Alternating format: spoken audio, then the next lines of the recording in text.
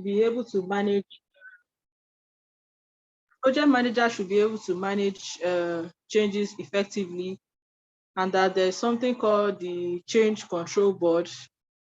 And this, I don't know if this one, if the project manager is the person that is in charge of this change control board, because I could recollect that this change control board works closely with the sponsor, the customer, and other key stakeholders. So I have a question in that, but let me go ahead.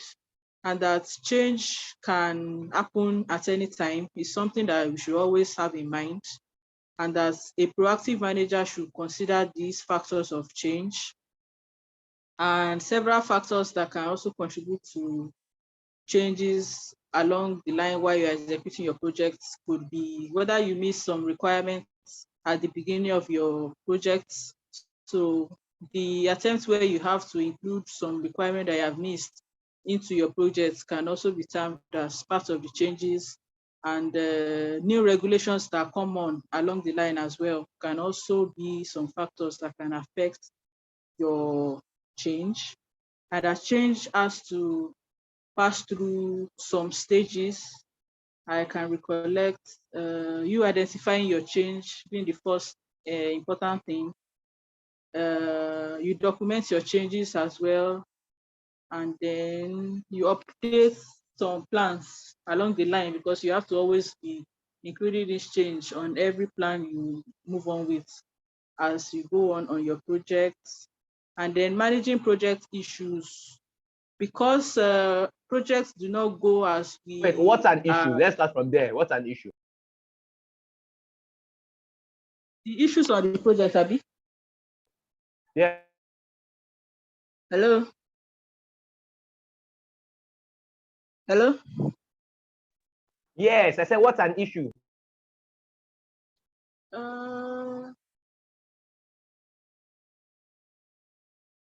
Situations that can arise that can affect your scope, your costs, if you don't attend to them.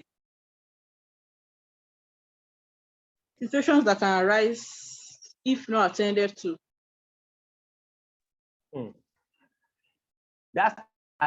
That statement of that can arise is what's called it.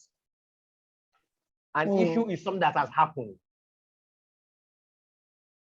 If it is futuristic, it is still a risk, it's a threat. But when it has happened, that's become an issue that you need to attend to. Yeah, please proceed.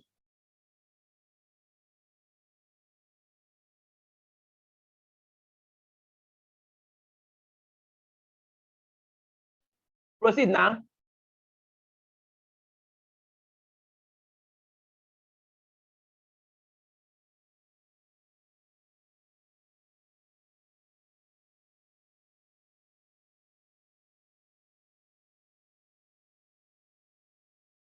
Is it my network? I can't hear again. Oh, she's off. Madam Bolu, can you hear me? Yes, I can hear you.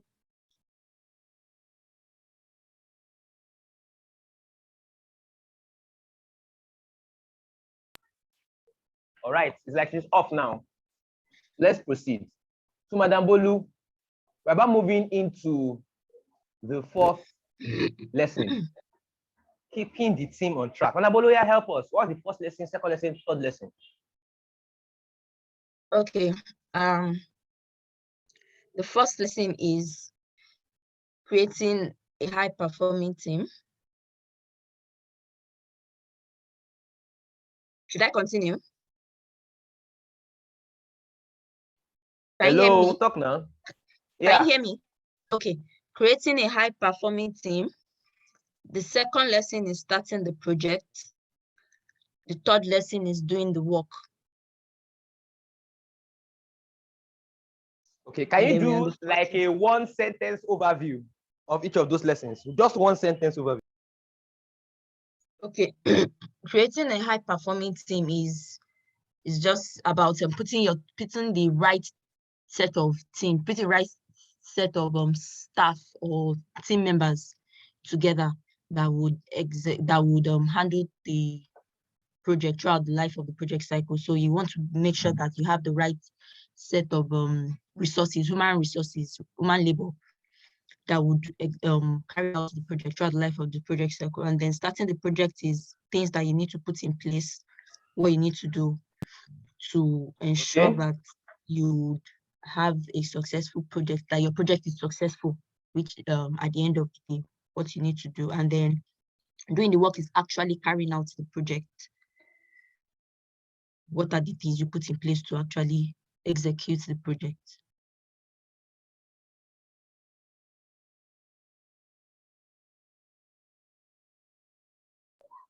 All right. Thank you very much. Thank you very much. All right. Let's move on.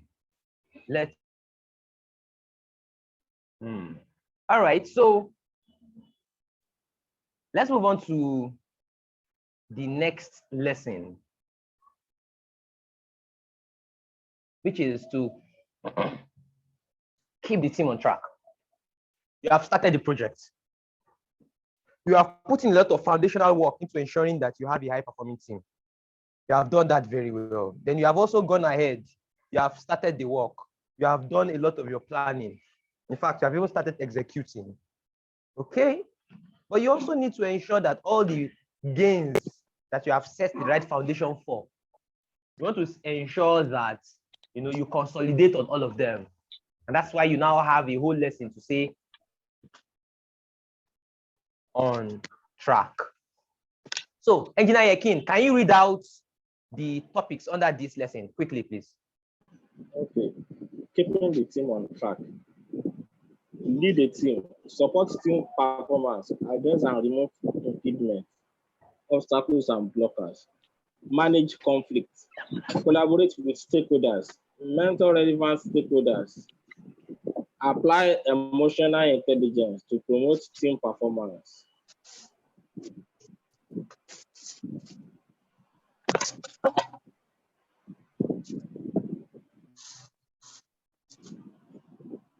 All right, thank you very much.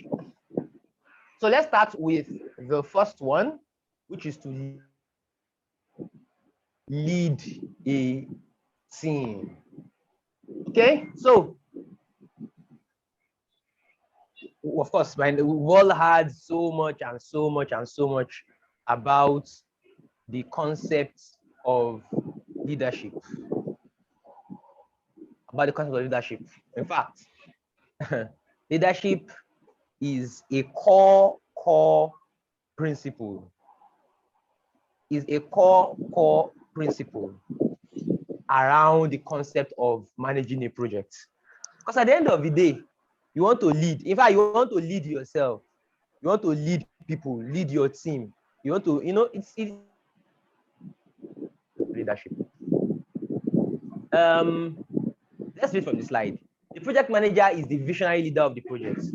Visionary in the sense that you want to be that light bulb, or you want to be that north pole that people look up to get direction. You want to be that north pole that people look up to get motivation. You want to be that north pole that people look up to solve problems, that people look up to clarify issues, and many more things like that. So you educate the project value delivery, you promote teamwork and collaboration, and then you remove roadblocks. Promote the project's mission and value to inspire the team, keep them focused and make them feel that they are part of the organization's mission. It's very key. It's very important that you make your people own the initiative. You will be able to achieve a lot more progress on your project if you're able who can internalize the goals of the project and be self-driven. Of course, as motivated by you, as inspired by you, and not that people who are so, there's this concept, they say minimum viable efforts. People who are just there to put in the minimum amount of effort just to ensure that they are not sacked.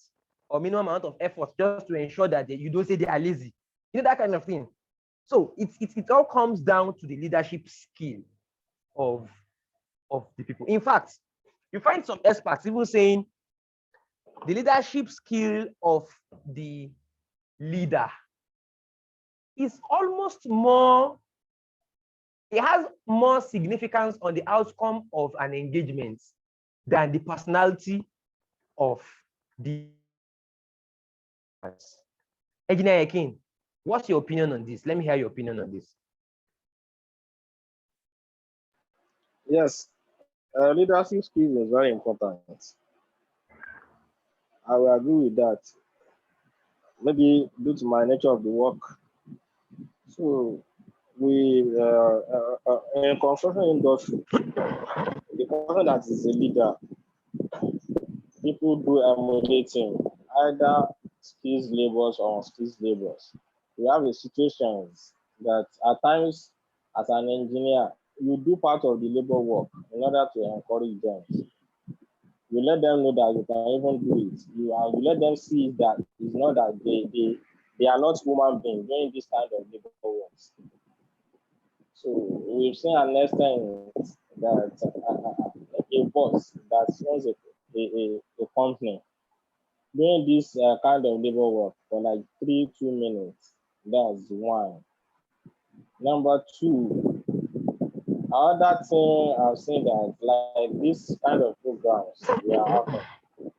I've seen an engineer at 50. When he does something, he do it in a different way to others. And the result also come out unique.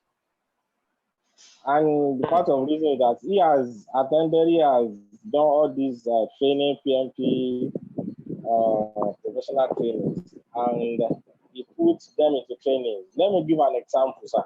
Like what you taught us is an engineer as our boss. One day I was complaining about one of our security guys that when he has visitors, right, he will not even bother to call anybody, and will not even report.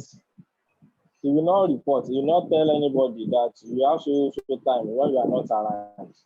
I was just complaining bitterly, and the boss was letting me realize that before you put people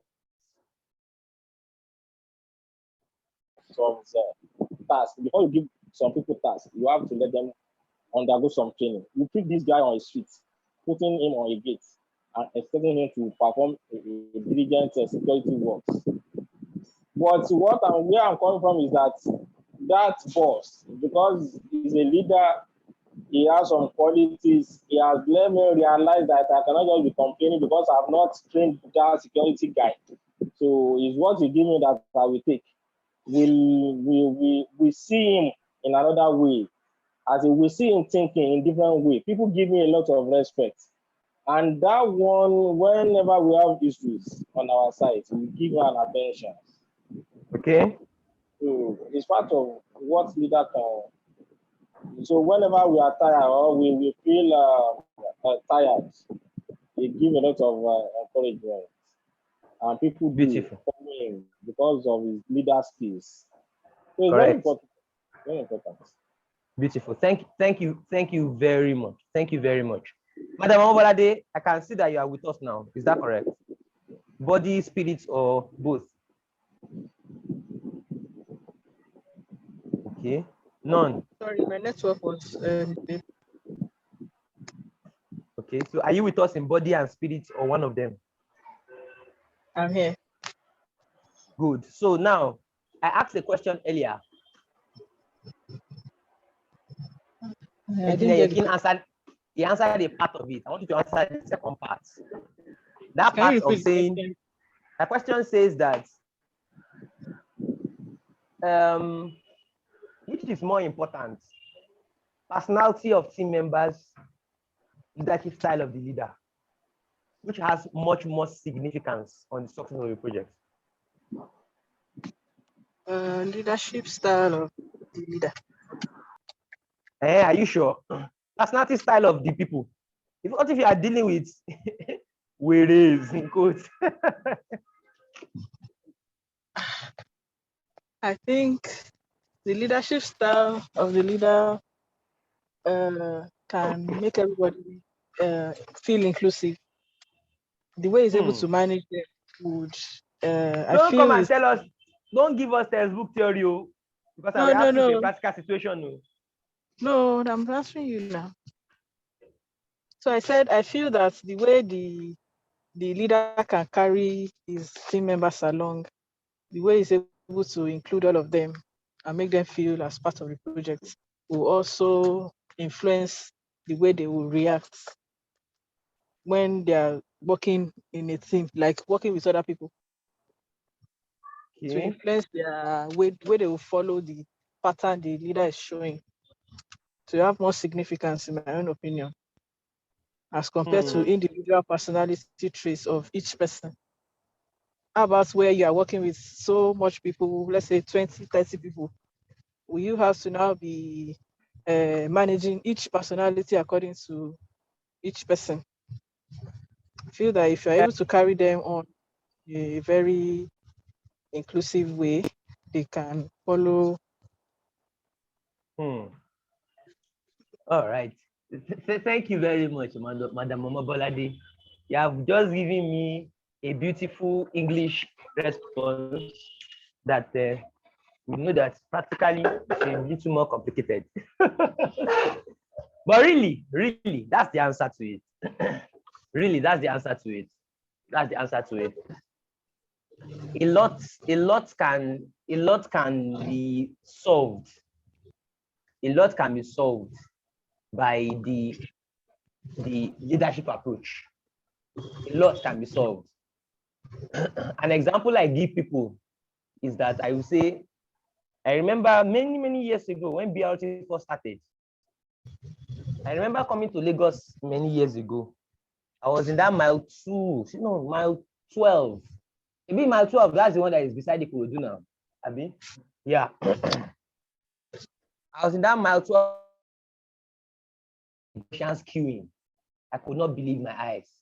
Queuing for BRT, the Goshen's queuing. There's this, when you hear Lagos, especially around transportation, there's this idea, the Molue kind of, how do you call it? The Molue kind of personality kind of stuff that around. But then you see that the same people who rush for Molue, the same people, you see them at BRT around, and then you see them queuing and all of that. Then you now get to understand that a lot of times we humans will subject our own personality to fit the template of the environment. A lot of times, we humans, hello, is my network off? Yes. No, we can hear you. Yeah, because my network is having problem here. I'm waiting for it to fumble before I move to my alternative one. So I said, a lot of times we humans kind of have different character. That is, we will exhibit the character that fits the environment most times. And that's why you realize that you find someone who is coming from the UK, very, very, Oyinbo-like in the plane, very Oyinbo-like in the airport. The way the person lands in Nigeria like this, now. The first thing is that the chingon when you chop inside airplane. As he just come on airplane, now fly go through him. And this is something probably the person. Look at the way we drive. Some things that you probably will not try in the US or the UK or any other place. You get to Nigeria here, you go take one lane, single lane, and all of that. So what this tells you is that people would always have personality issues. You would always have different personalities among people. But if the leadership system on ground is strong, it can actually cause a lot of goodness in the organization. So when we say leadership, it's not one thing you call leadership. When you say leadership, in fact, the word leadership almost does not exist, because it's like you are referring to tens of different things at the same time when you use the word leadership. So part of those things that you need to, that when you say leadership, what does it entail? We are talking of conflict management, cultural awareness, decision-making, facilitation, meeting management, negotiation, networking, observation and conversation, servant leadership, team building. Okay.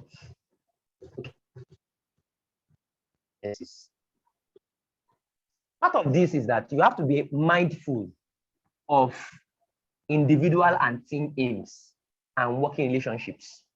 Because don't forget that part of emotional intelligence, I think we still discuss emotional intelligence.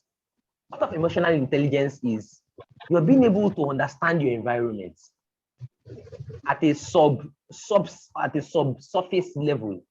Understand what is going. First of all, you understand yourself, then understand how you relate to people. So part of your being able to be a good leader is, first of all, you need to be mindful of people's needs, people's wants, and what you need to do to be able to, build a good working relationship with them and with teams.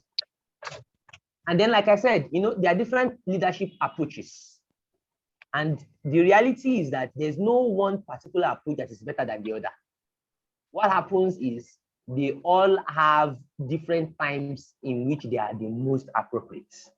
There are times in which being an autocratic leader, as contrary to reason as it might sound, there are times in which being an autocratic leader is the right thing to do at that instant. And there are times in which, adopting other methodologies or other styles is the best to do at that instant. So that is why you need to create leadership style, the appropriate leadership approach that best suits the situation and the stakeholders. And then understand that motivations and working styles of individuals and groups vary based on experience, vary based on age, vary based on culture, vary based on job role, and varies based on influences. This is a very important point here. Okay. So projects with diverse locations, industries, stakeholders, and cultures require communication and openness to build trust. This is a big one. If you have worked with, it's a lot more complicated than it's being presented. When you're working in a multicultural environment, it requires a level of training. For someone who has not worked in that environment before, you find it difficult to be able to cope initially. Because what is acceptable in your own culture might not be acceptable in another person's culture. What is so many examples here and there. So when you find yourself in a situation whereby you don't have homogeneity in everybody, you have some people who are different. Okay, let's even just look at the issue of gender differences. Of course, you understand that when you have a room in which everybody is men, the spirit in that room gets, it gets altered the moment one woman enters that room, the moment one female enters that room. So you need to understand all these nuances, cultural issues. All of these things affect the way you communicate, and of course, you have to be open to build trust. Leadership is not management. Who can discuss this? Madam Bolu, leadership is not management. Explain, please.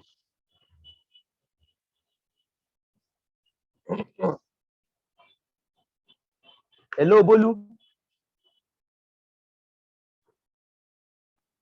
Okay, leadership is not management. Okay, leadership is we are trying to motivate people to like you discussed earlier, is being visionary. You're trying to motivate your team members to be able to set to be able to work together effectively and efficiently in order to achieve the goals of the organization or to achieve the goals of handling the project in this case, and achieve the goals of the organization as well. Okay. What you want to achieve, that's about leadership. But management, from that I understand, management is more of like administering the work. you're carrying out the work to ensure that, the day-to-day activities that you've set are done. The things that you've put in place, that the activities that you set that are supposed to be done on a particular day are actually done. You're ensuring, I don't want to use the word managing. So you're ensuring that these Okay. activities that you set out are actually carried out and they are done. What are the things I'm supposed to do at this particular time? Have they been carried out? Okay, so what next? What am I supposed to do next? That's actually management, ensuring that all those things, all those activities you've put down, day-to-day activities that will lead to the success of the project are actually carried out the way you want it to be carried out. Okay. Oh, yeah, explain in the light of this. Oh, yeah, explain in the light of this. Okay, let's reflect on two of the project management stuff. You're right, using positional power give influence.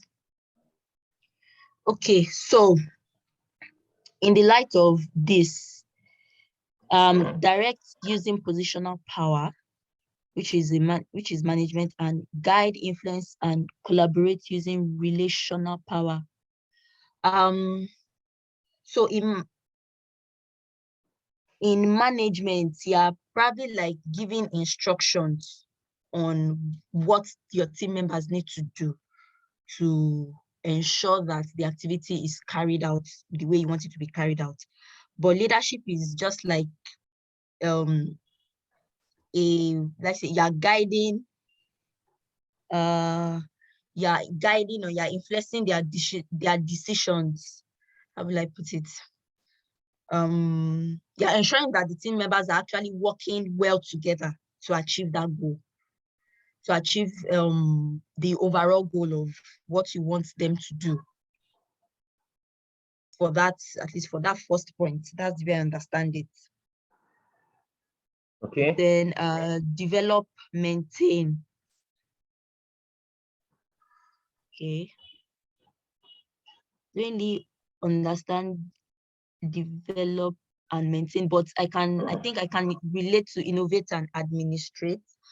Innovate is as a leader, you need to have some skills, and I think being innovative is one of the skills, and you also need to know as being the visionary of the project, the forerunner, the leader of that particular project. You need to be able to, your team members should, of course, you are supposed to work together, but as a leader, there are some skills that you should naturally have, that you should be able to, make decisions on your feet and all that. Being innovative is one of it. And then when that is done, then you can now be administrative, ensuring that that thing that you've created, that's innovative factor that I've created is well administered. I don't know if I'm right, or I'm saying rubbish. Okay. Are you done? Okay, focus on systems and structure, focus on relationships with people. Okay, so for focus on systems and structure, focus on relationship with people. Management, you are working in line with the policies and the procedures of the organization as well. Whatever you are doing, you are ensuring that it's in line with what the policies and the procedures and processes of the organization says. It has to be in line. You need to follow some particular. So that's management, because I said management is like ensuring that the activities you want to do are getting done.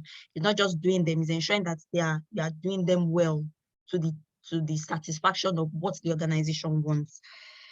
So while leadership is talking relationship with people, how well you manage your team members, how well you're able to ensure that you work well together, you build trust among them, they're able to be collaborative, they're able to work well without having too many conflicts every time when they work. How you're able to handle conflicts as well when it arises among your team members. That is what that is about as well. And that also falls down to that is also linked to rely on control and inspire trust as well. Trust is also needed when you're managing people, when you want to build relationship with people. You need to ensure that is one of the things that is included. You need to ensure that inspire trust among your team members. And for management, you rely on control, because like I said, there are like policies and procedures you follow to ensure that the activities are done the way you want them to be done. So you're actually relying on that. I think I'm done. All right. All right. All right. Okay. So let's move on. So just like all these big grammar that you have been saying, here we are. Yeah, here we are. Here we are. So some of the leadership traits, even though we have mentioned them and them here and there. Strong personal ethics. It's very key. It's very key. It's very key. Not this kind of leadership. You don't get it by fear. I don't know, Madam Bolade, I don't know if you are listening. Yes. You hardly achieve this level of leadership through fear, instilling fear. You know, there are two ways to get people to obey you now. You say you either use love or use fear. Anyway, that one is by the side. So you have to have strong personal ethics. You have to have strong personal ethics, integrity, trustworthiness. That's key. That skills. That's so. Look at this now. You have to master yourself. Mastering your self-mastery. That's where the first point comes. Self-mastery. Okay. Then the second one, communication. How do you relationship mastery? You need to know how to connect to people at various levels. And then don't be empty-headed. I like this icon here. I like this icon of somebody thinking, this third one. Don't be empty-headed. If you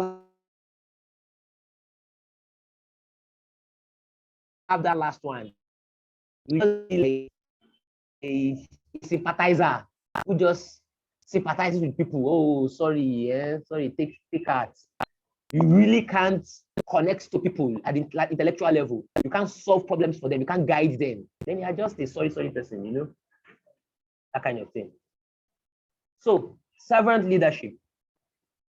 This is a practice of leading through service to the team by focusing on the understanding and addressing the needs and development of team members in order to enable the highest possible team performance. Rather than manage, provide coaching and training, remove work impediments, focus on accomplishments. Okay, so challenge the status quo. Let past experiences and processes provide guidance, but not dictate your actions. That's a very important point. Let past experiences. Hey, Madam Bolu, I hope so. I didn't get you, sir. I said these are very important points here. Yes. It's because I'm not a what do you call it? Motivational speaker. All these points are key points that could really affect the way you manage your life and manage your affairs. Even in cost management, there's something called sunk costs. Engineer,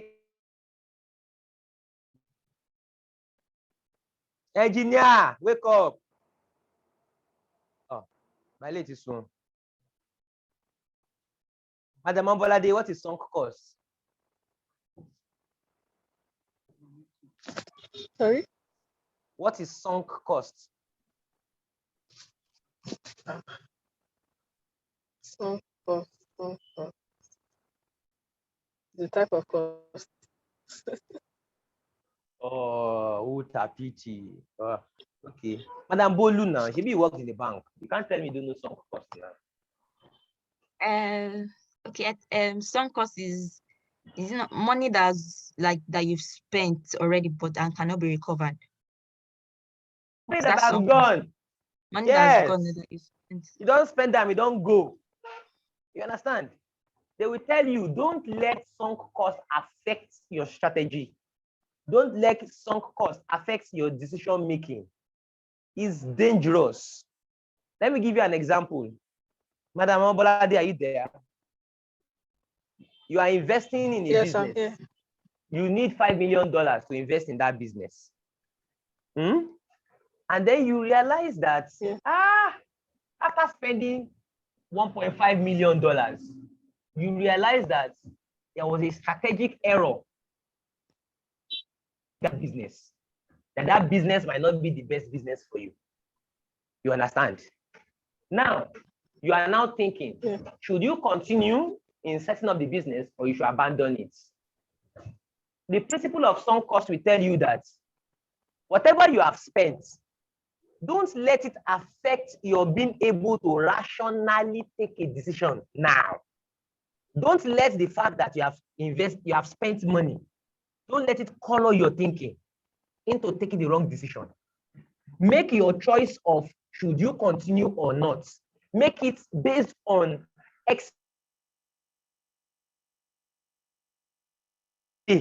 not the emotional part of we have spent money now, will we now abandon it? Can you understand my point? Madam Obolade, are you listening? Yes, I'm listening. Do you understand what I have just explained? Yes, I do. Yes, I do. So that's a very important principle. And that's what this is telling you here. Let your past experiences and processes guide you, not dictate for you. Always take your decisions based on the best expert knowledge, the best expert thoughts, the best expert consideration you're able to make today. Don't be emotional about making your decision because of something that you have done before. No. Then there's this principle of the growth mindset. I wish we had a lot more time. All of these things are very, very interesting topics that you're supposed to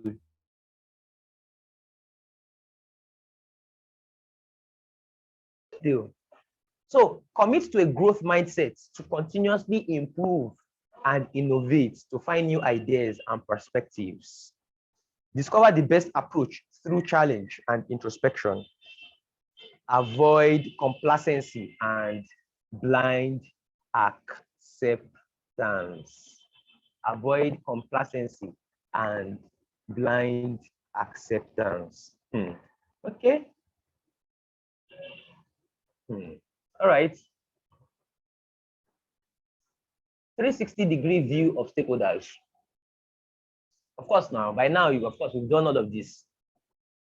A good leadership is based partially on your influence and the influence of other project stakeholders.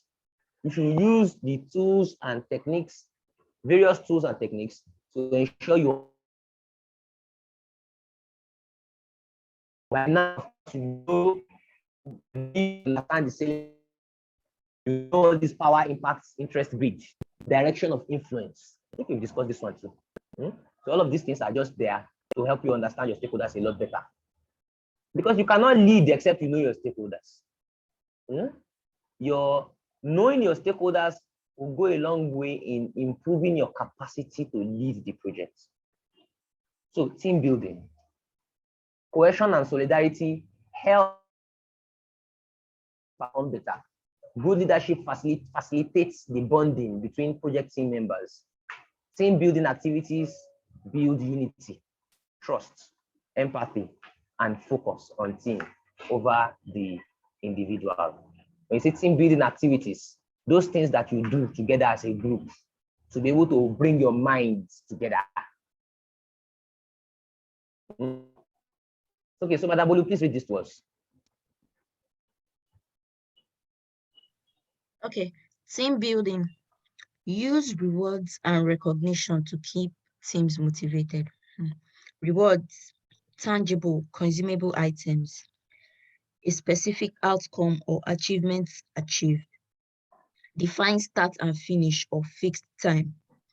Usually expected when goal is met. Motivate towards a specific outcome, never without recognition too.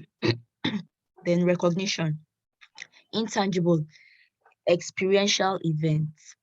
Acknowledge behavior rather than outcome, not restricted to a set time. usually not expected by recipients. So increased recipients' feeling of appreciation can be given without a reward. All right. Thank you very much. I read this one too, please. Guidelines: lead a team. Use emotional intelligence and other leadership methods to motivate your team. Adapt your leadership style to work best with each stakeholder. Establish good communication among team members internally and externally. Monitor performance of team members on an ongoing basis. Manage conflicts. Establish an issue log to track and assign project issues.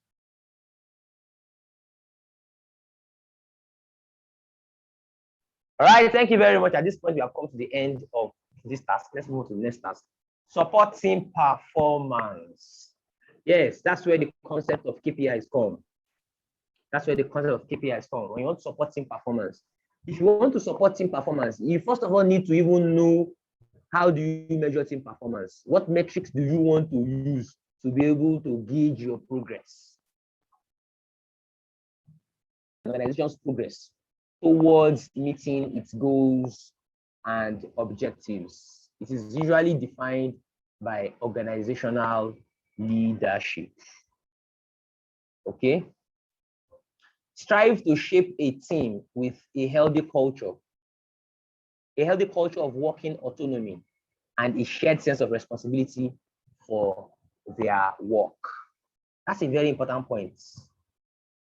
That's a very important point. You should strive to create a healthy culture of working autonomy. Working autonomy, that is, you limit your micromanaging, that if you are not there, they can't take decision. Everything is so dependent on you. Nobody can even they don't have breathing space. You should facilitate and not necessarily, be involved in the lowest level kind of implementation, whatever. Facilitate them, allow them some level of autonomy to also do their stuff. But put steps in place. The people who have a shared sense of responsibility. You don't give autonomy to people who don't have shared sense of responsibility. You will cause chaos. So it's on both sides. So team structure and workspaces. Team environments are physical and virtual. You should factor in environment and location to team performance. Foster meaningful interaction. This is a core tenet of Agile. Respect agreed team working hours and so they can take the initiative when needed. It's an important point here. So use shared workspaces to foster informal and immediate collaboration. This is the new thinking. This is the new thinking around a lot of organizations. Shared workspaces. You see, in the olden days, what was in vogue was for people to, the normal hierarchical structure. The orgas are on top and the topmost floor. That kind of stuff.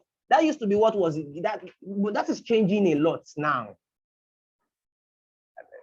Right now, it's changing a lot now, and people are, they are gradually moving more to more liberal organizational hierarchies, more liberal, more openness. Anyway, there's so much around this. Let's just move on. Team members need to be able to contribute from wherever and at any time. Empowerment and unity. Empower them to make timely decisions. Encourage the team's sense of ownership of the work. You see, keep coming back to this point of team sense of ownership. Team sense of ownership. Team sense of ownership of the work. Encourage the team to foster collaborative work and decision making. Okay. Prioritize team unity. Individual contributions are important. I'm sure if you watch football, you understand this principle very well. The best teams that win the trophies are not necessarily the teams with all the stars. They are not necessarily the team with all the stars or all the individual stars.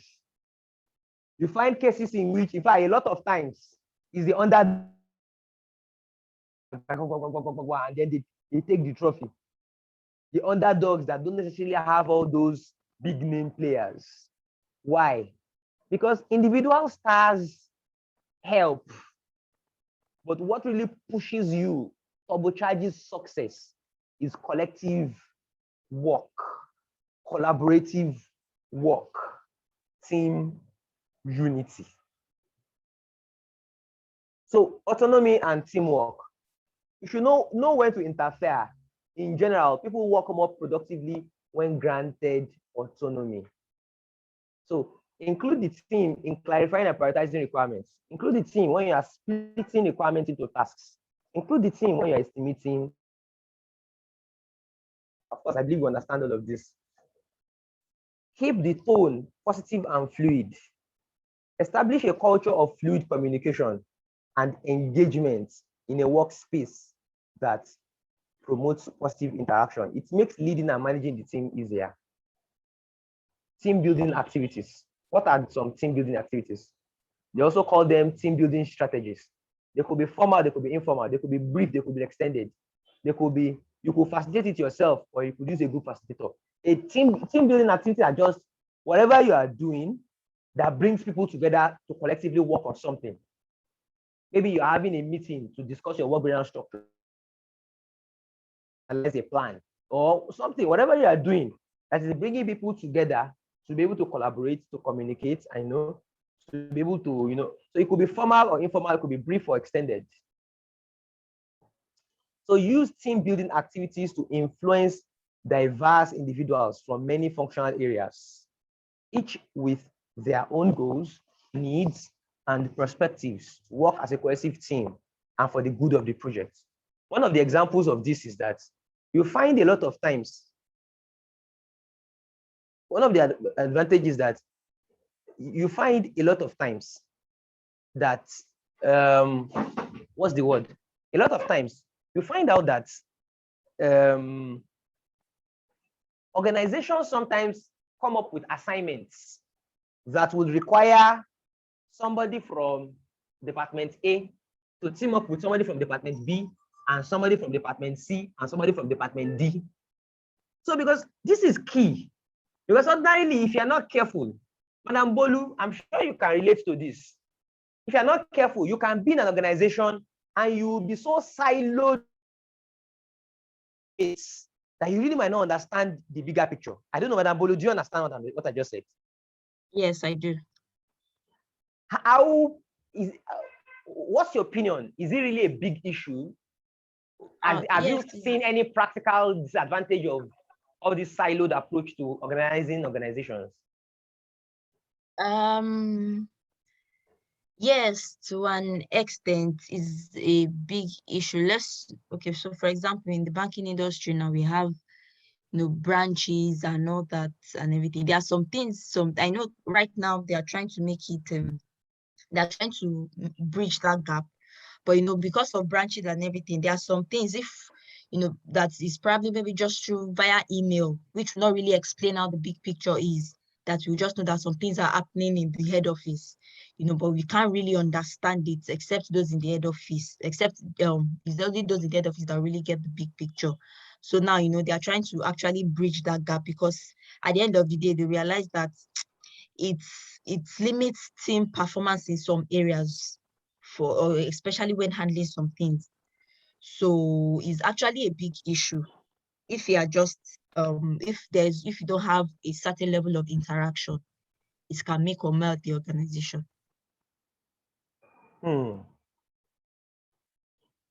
Okay, I'm coming, please.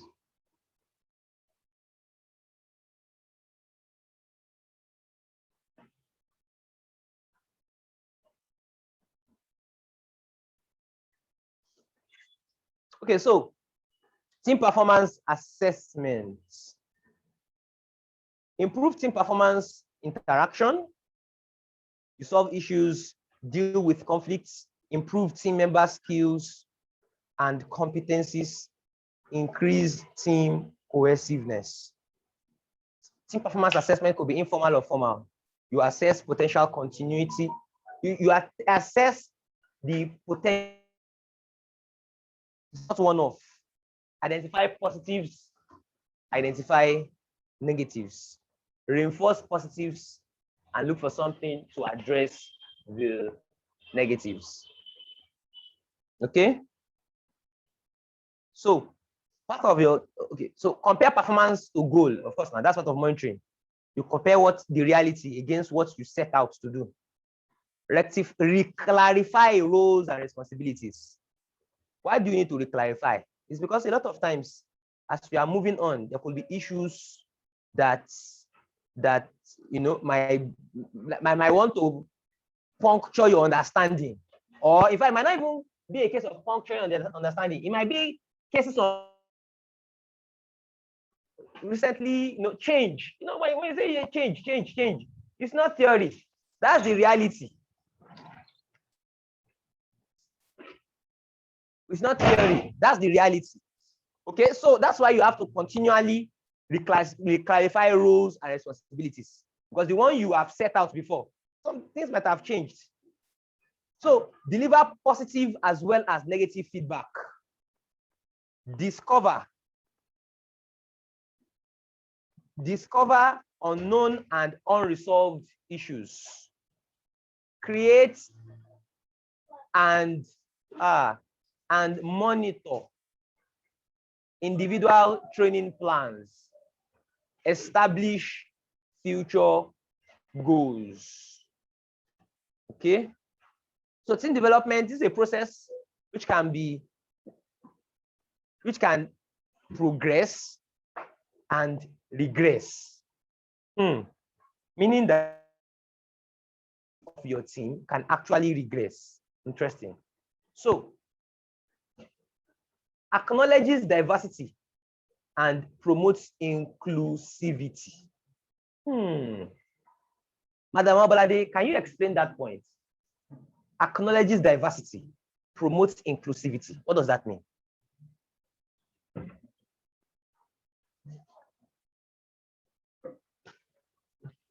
Madam Obalade, don't sleep. Wake up, wake up.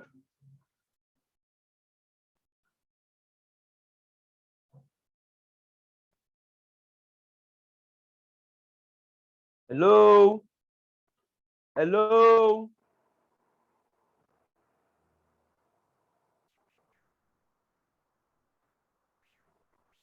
Hi. Madam Obalade ti sùn.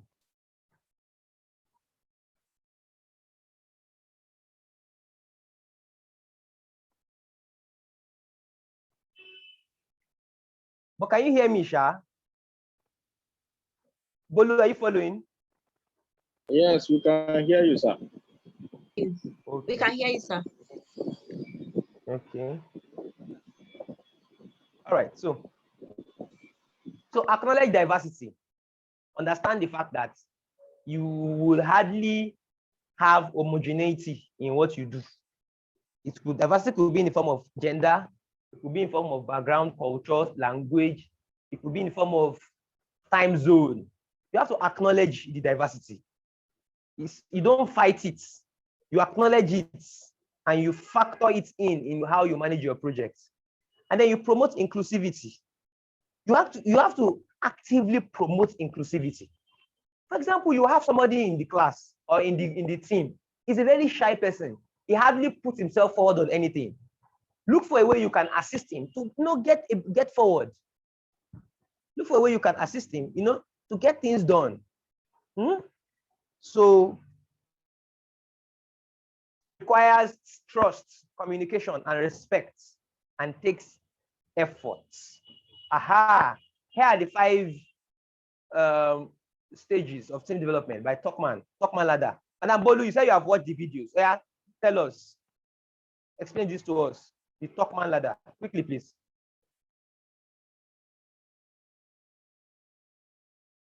Bolu.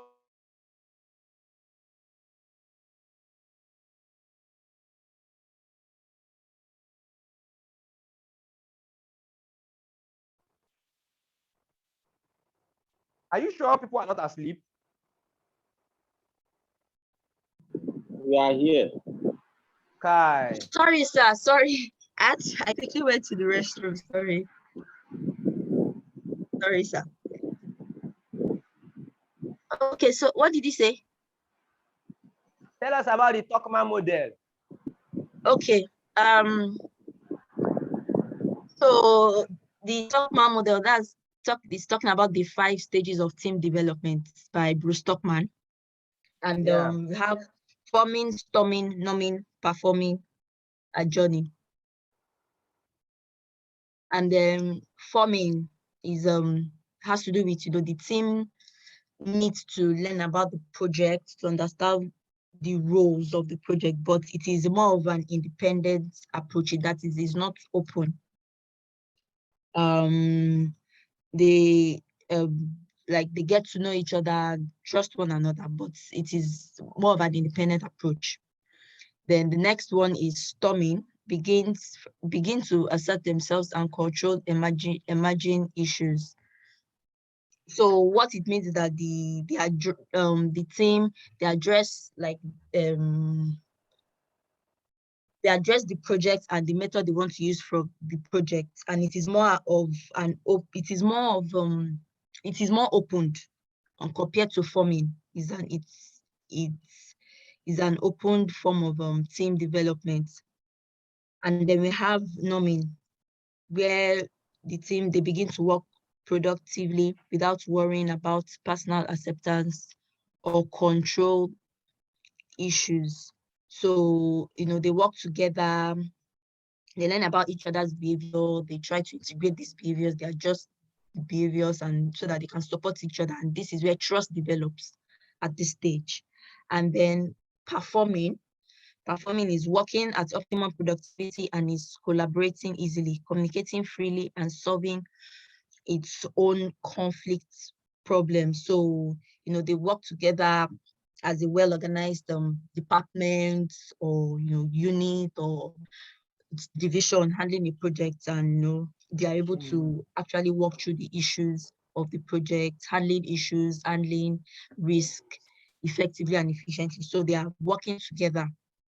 And then adjourning, which is the last one, is team members, they complete the assigned work and shift to the next project or assigned task. So at this point, they complete the work, they celebrate their success, and then they move on to the next, to start from forming to adjourning again.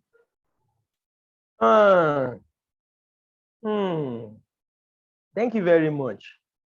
The most important point you're supposed to take out of here is that when you are working on a project, you need to understand the state of the project, of the team.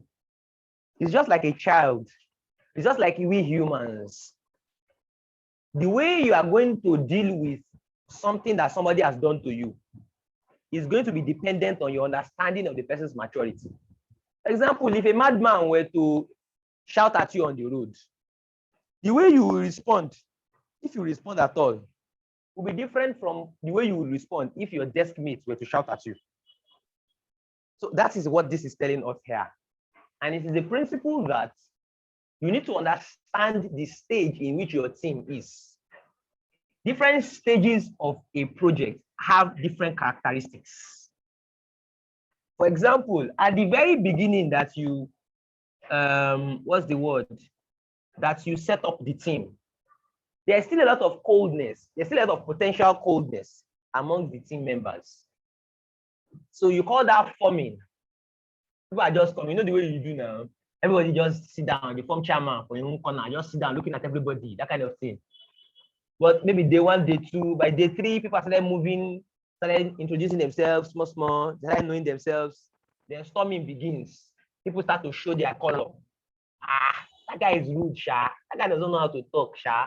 That guy is nice. That guy, if I kill him, you start to know yourselves.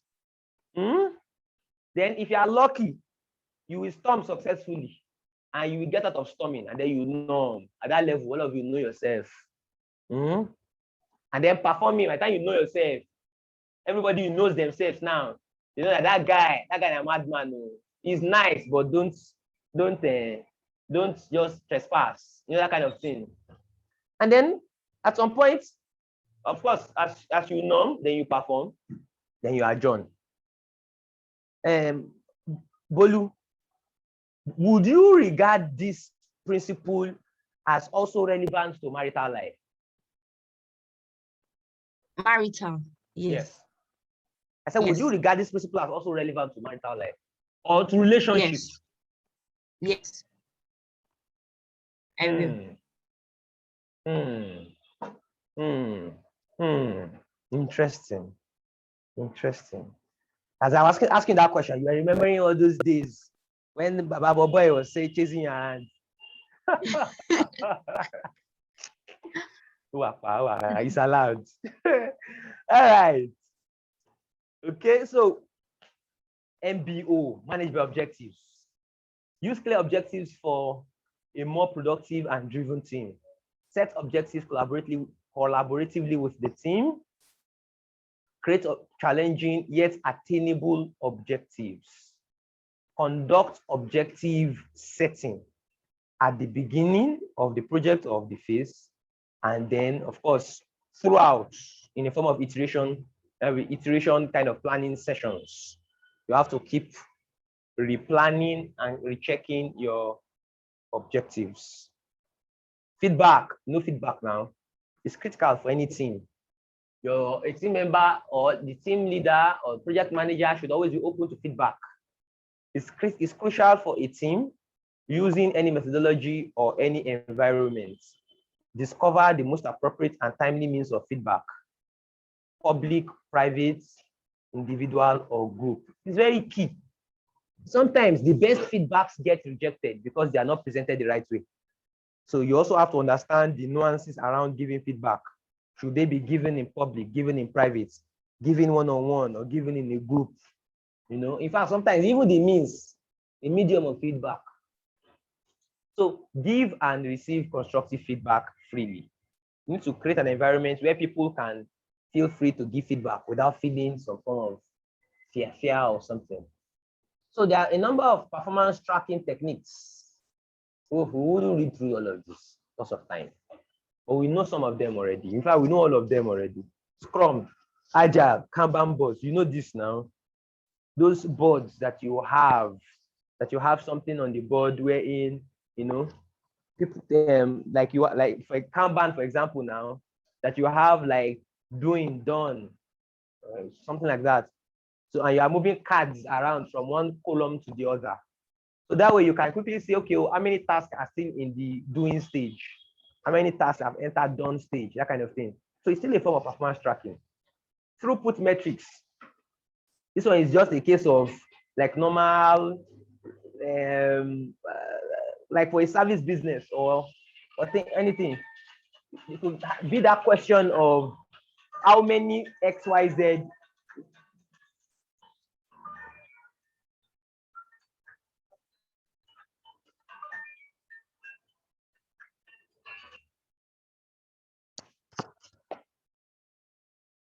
sorry, there could be that question of how many of ABC were done per minute. You know, just like cycle time too, like measurement of work, how many something was done in per day, per something, per minute. So that's a form of measuring, tracking performance. Earned value, that one, if you have watched the videos, you understand earned value very well. That's part of cost management. Then bar charts. You could use bar charts a lot when you want to track performance. Bar charts you could use, in fact, under bar charts, you have the concept of Pareto histograms that you can use to plot occurrences of some things over a period of time to give you some idea of, you know, you understand some trends, understand how things are going. So velocity, is a terminology in Agile, measurement of total outputs from an iteration to attempt to predict future iteration outputs. Still have a lot of things to cover here. Let's just go on a short 5 minutes break so that it won't be that we do not go on break. We have 5 minutes break. We convene in the next 5 minutes, 7 minutes past 3. So thank you. Let's go on break.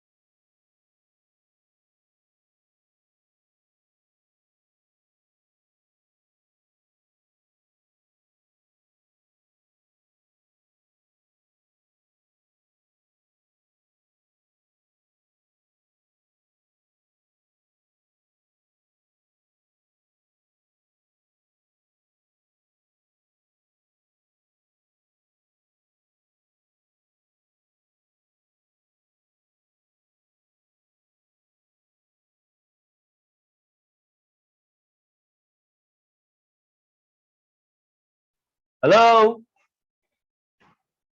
We are back. Back. Hello, Madam Bolu. I trust you. You no go anywhere.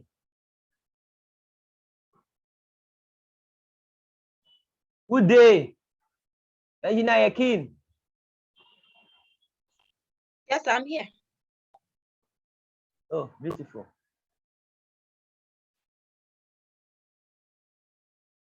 Let's proceed, please. So, Madam Bolu, I'm sure you remember PVEV. Didn't you watch the videos? I did, sir. And you say you remember PVEV. AC. Charity. I didn't hear you. You said P what? PV, EV, BAC. Morati. Chai.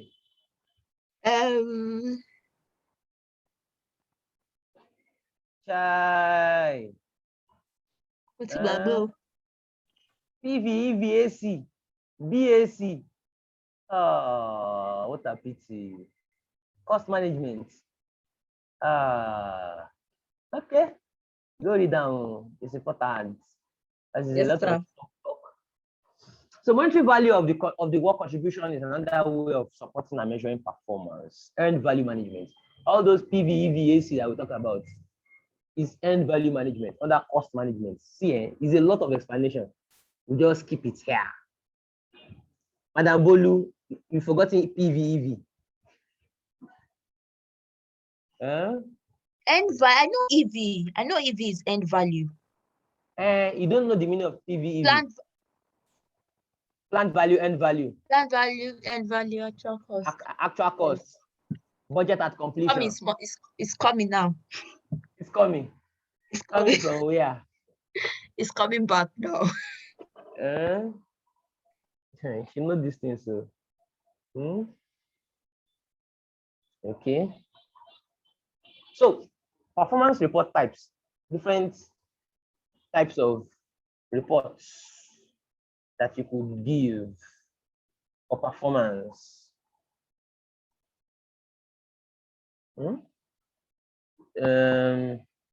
Engineer Yakin, are you there?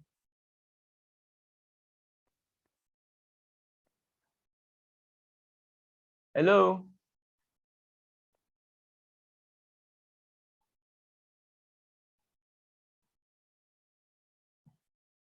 Hello?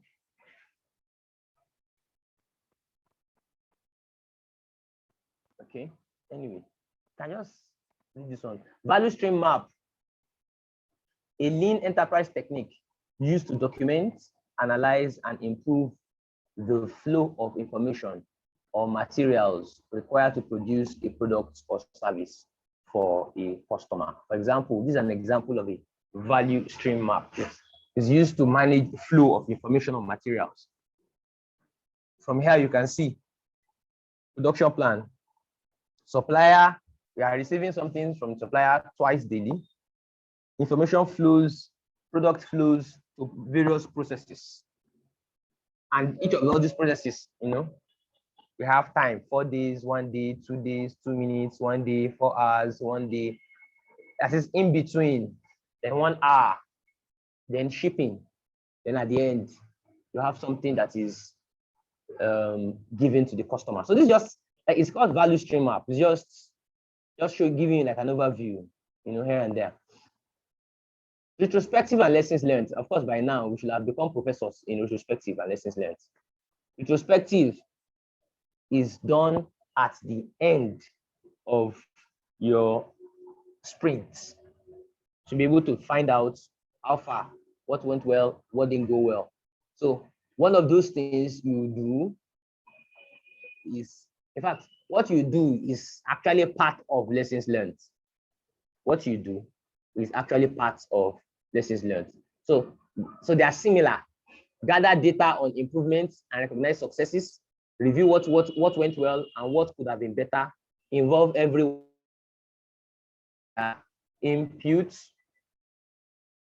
Avoid the blame game and focus on learning and growth opportunities.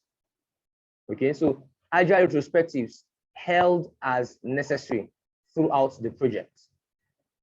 Of course, at the end of each sprint, lessons learned is done throughout the project, but is compiled at the end of the project. It's compiled and archived at the end of the project. So, and lessons learned. Okay, rank the opportunities by importance and urgency, incorporate tasks necessary to realize the improvements, apply ideas to the environment. Sorry, please, I have to pick in, very important call. I'll be back shortly, please. You can help me read this slide. Madam Bolu, please read this. Okay, sir. Guidelines: conduct a retrospective. Prepare some ideas or areas of focus in case the team needs inspiration or ideas. Prepare some ideas or areas of focus in case the team needs some inspiration or ideas. Make 2 columns on a board. What went well and what could be improved. Ask attendees to identify items that went well in the iteration and add them to the first column. Ask them to identify items that could be improved and add them to the second list. Allow each participant to identify the reason for the improvements. Moderate a conversation about common items that need improvements and mark those. Narrow the list down to a few areas for improvements that would bring value in the next sprint. Get team consensus on the plan improvements. Update this task to the product backlog after a discussion with the product owner. Implement changes.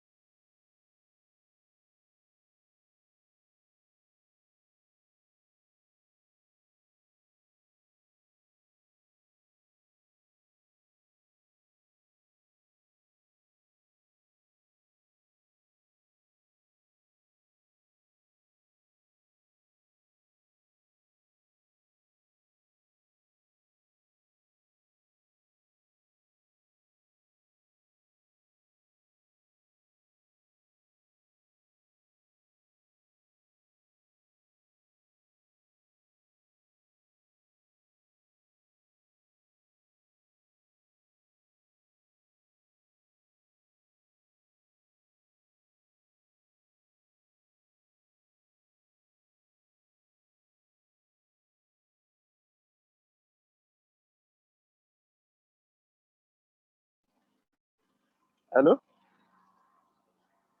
Hello, Mrs. Bolu. Yes. He said he had a call that he had to quickly pick, an important call. So he said he'll be Uh, back. can you quickly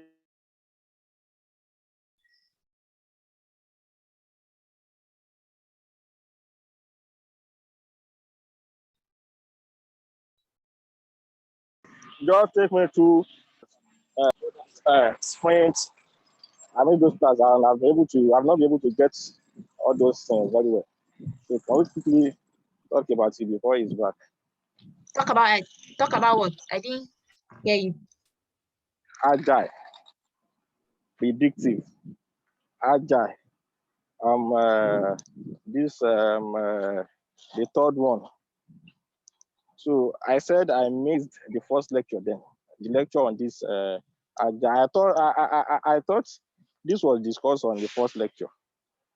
So I'm like, if I can get a better explanation from another person, maybe I will have a deeper understanding.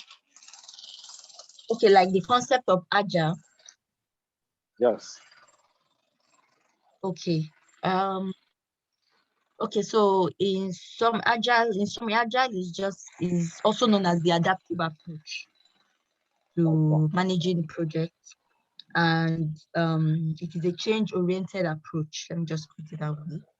It's an iterative approach to managing the software development projects rather. Managing software development projects, and it focuses on continuous releases and rapid customer feedback. So those are like the two key points. Continuous releases. You're not just releasing one particular product or one particular version of a product. You are releasing one product, is going to the customer, you're coming back with the customer's feedback, and you're incorporating it into the second iteration. You give it to them again to check until you have the final thing which you want to deliver. So it includes rapid in frequent release. That's why you have continuous releases, because you keep releasing the product or the particular iteration, and rapid customer feedback. Okay, so let me just put in an example so you understand properly. Okay. When you're building if you are building a software, because agile came about because of from the IT industry, and IT is more of software tech. That's where it actually came from, and it's now it really incorporated now into other sectors. But for example, when you are you want to build a particular product, you don't know how the market is going to react. You don't know, because it's a fresh product. So you do like a mock-up first, like a test version. You take it to the market, like a replica, like a prototype. Yes, like a replica of the main project you want to do. You take it to the market to see the reaction of the market. You come back, whatever their responses are, that you incorporate it into another one until you actually have the final product you want to do. So that's just summary of how agile works. So unlike predictive, fire on. I'm enjoying it. Please continue. No. Serious. I have one more call to make. Please, I'm enjoying. Continue. Okay, so unlike predictive, that predictive is kind of like, just from the word predictive, you can already predict. You can almost tell the result of the project from the beginning when you have not even concluded it.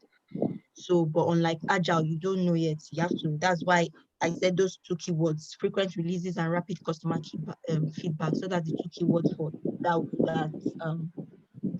that is included in agile context. I know we have different types of agile methodology, which is what we've been talking about in other classes: Scrum, Kanban, and we've had quizzes on all these things as well: Scrum, Kanban, extreme programming, feature-driven development, FDD, Scrum. Okay, I mentioned Scrum. But Okay. can I ask a question? Okay. So this waterfall model or mode, what does it have to do with this agile, adaptive or hybrid form of managing projects? Okay, waterfall is predictive. It's another name for predictive. Traditional is another name for Okay, predictive. Yes. So okay. um Waterfall is another name for predictive. yes. Traditional is also another name for predictive. Okay, Yes. That's the way we have adaptive, which is also agile. And then hybrid is like a combination of both. You hybrid have, is yes, so you can have some parts of the okay. project be handled as the predictive approach, while some other parts are handled as an agile approach. So that's where hybrid comes in. Okay, Yes. okay. So now, Scrum sprint. I think So sprint is like a short time box period when a scrum I can team. hear Can you hear me? short time what? You said Scrum Time and box. sprint. Yes, it's a short time box period. Okay. Let me see how I can explain it. On to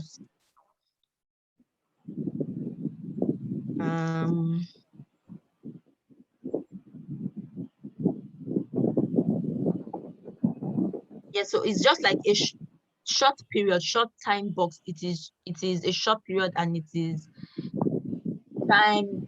It's targeted at time, maybe time target, or there's the specific amount of time. Let me put it that way. Like what's that word? It's Time time bound. boxing. Rather Time than boxing, saying yes. you want to use project for 1 year, break it into time boxes of 3 weeks and So plan I'm trying to your break scope down the around time that. box. I'm trying to break down the time box. Yes. Okay. So Yes. Thank you yeah, very that's what much. sprint is. Short time box period. Scrum team used to complete an amount of work. Thank you very much. Solid. Thank you very much. Thank you very much. Thank you very much. We are making good progress. Oh, sorry. The call came in. I've been ignoring for some time. So address and remove impediments. Thank you very much, everybody, for this. Is Madam Obayade still with us? Okay, so let's just move. Address and remove impediments, obstacles, and blockers. Don't forget, we are still talking about how do you keep the work going. So part of your being able to keep the work going is that you have to be able to clear the path for your people. You have to be able to clear the path for your people. You have to be able to clear the path for your people. So, obstacles, impediments, all of these things, you have to work on them for your people to ensure that, to a large extent, you've been able to, make their work, their life easier, make their work smoother, So that's that.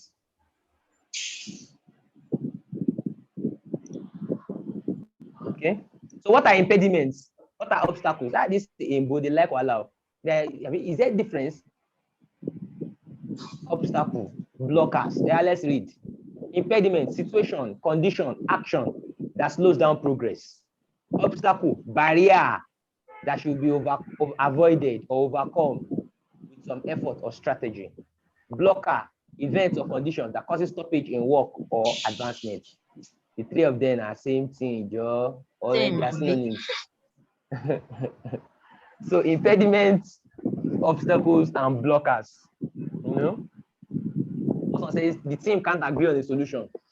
Construction can't begin before permits are granted.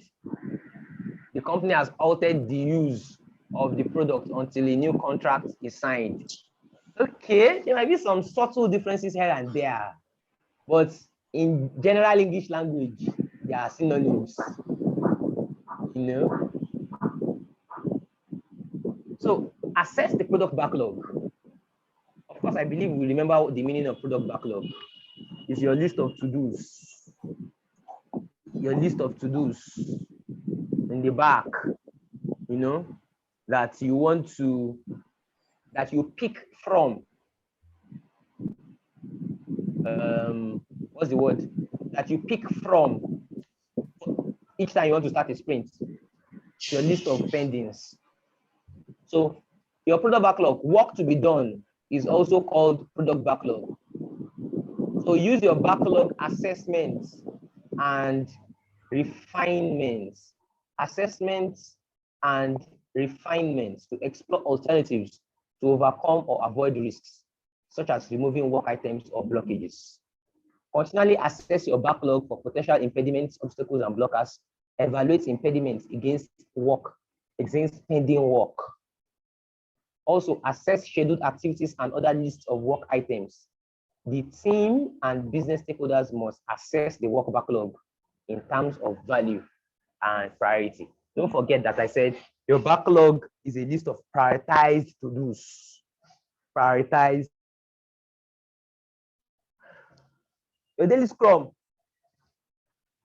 The daily scrum is that agile ceremony or activity that entails you and other team members to hold a snap short meeting once a day or periodically to quickly discuss issues around the project. Quick issues. What do you want to do today? What did you do yesterday? What obstacles are you facing? What issues do you have? So daily stand-up conducted at a designated time. Yes, it's also advisable that you should conduct it at a designated time of each day. Okay. Mandatory attendance, yes, for everybody. Either it is a physical one or it is a virtual one. Of course, you want to ensure that, because you want to have the status for everybody. You want to have the status of everybody. So that's why you want to ensure as many people. So during the meeting, you want to ask, everybody would answer 3 questions. Number 1, what did you do yesterday or last period? What are you doing today? Or what is your next set of activities, deliverables? And then what do you need help with? What do you need help with? What are your blockers? What are the impediments? You know, that's it. So tracking impediments as they are raised, addressed, and resolved to ensure communication and with your issue log. Kanban boards or software applications. Capture the status and efforts associated with the identified impediments. Okay, so risk review, risk register. Impediments may be due to risks or issues. There's some things, some threats that have happened that have become issues. It could be reasons for impediments. Risk raised formally during your daily stand-up, they're added to your risk register. Of course, we just discussed the concept of daily stand-up. Either your daily stand-up or your whenever you raise risk, you want to always document inside your risk register. Newly identified and existing risks are updated based on current knowledge and situation. Okay, so handle impediments as a servant leader. Handle impediments as a servant leader.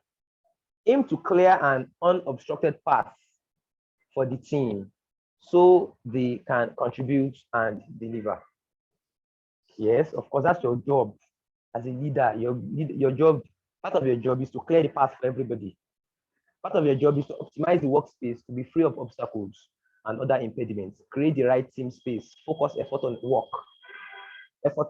Remove distractions, non-value work, and other confusion. of the burden.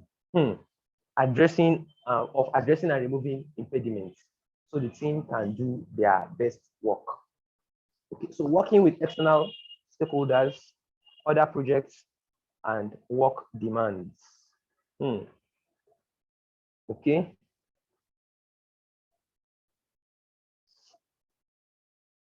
So work with team to assess and evaluate the impediments, review previous attempts or efforts to fix the problem, discuss impacts and solutions, connect the impediments to the external source, establish a single point of contact within the team, typically a project manager or somebody with the most subject matter,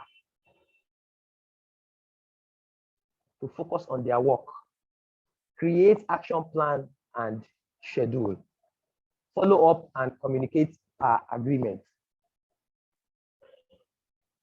document resolutions and lessons learned for future reference. Okay. Another guideline here is guideline towards prioritizing critical impediments, obstacles, and blockers. So what this means is that even when you have, it is key for them to be prioritized. Because don't forget, just like in risk-based management matters, you might not have the time and resources to be able to attend to every possible blocker. And that's the reason why you have to do some analysis to ensure that you are paying attention to the most critical ones.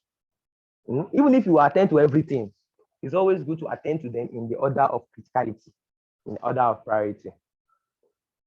So define the prioritization criteria or categories appropriate for the team, appropriate for the project, appropriate for the organization. Redefine levels as needed. Clarify the need and still open impediments. Review the impact or potential impacts to the team. Assign a priority to each impediment as a team or a selected subgroup based on connection to the impediments. Communicate the priorities in a visible place, such as information radiator. Information radiator, like we know, is just like anytime you hear information radiator, think of like a notice board, either physical or digital, electronic. Create action plans for the highest priority impediments. Continually reassess for impediments, obstacles, and blockers.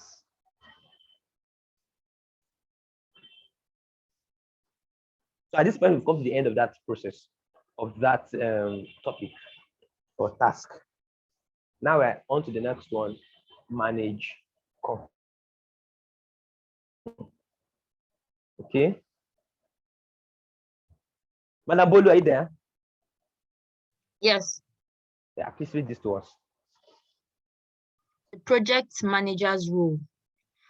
While all stakeholders are responsible for managing conflicts, your job is to heavily influence the direction and handling of conflicts.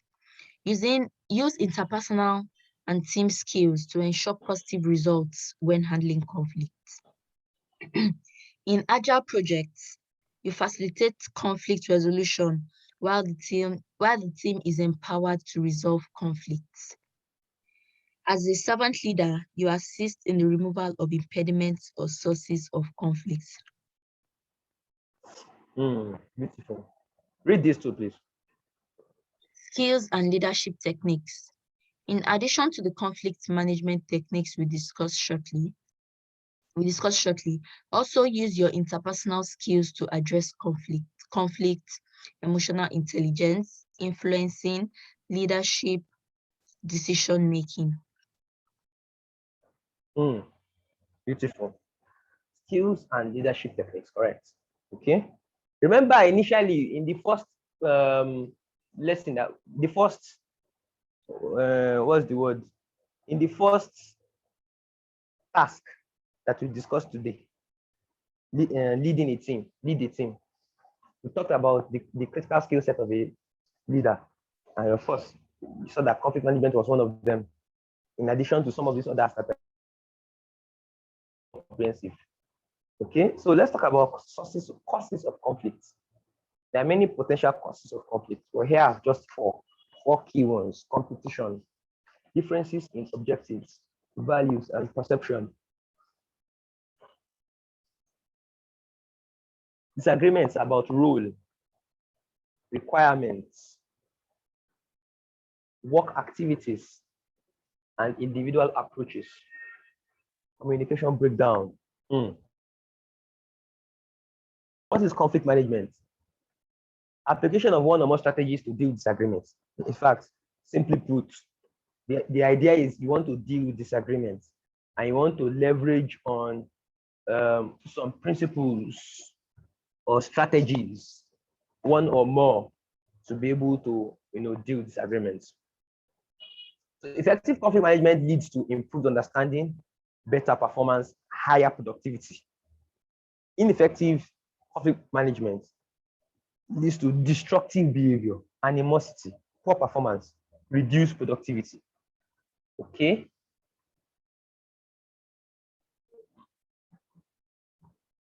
So there are different conflict management strategies. Madam Bolu, yeah, can you read this to us? Conflict management approaches, quickly.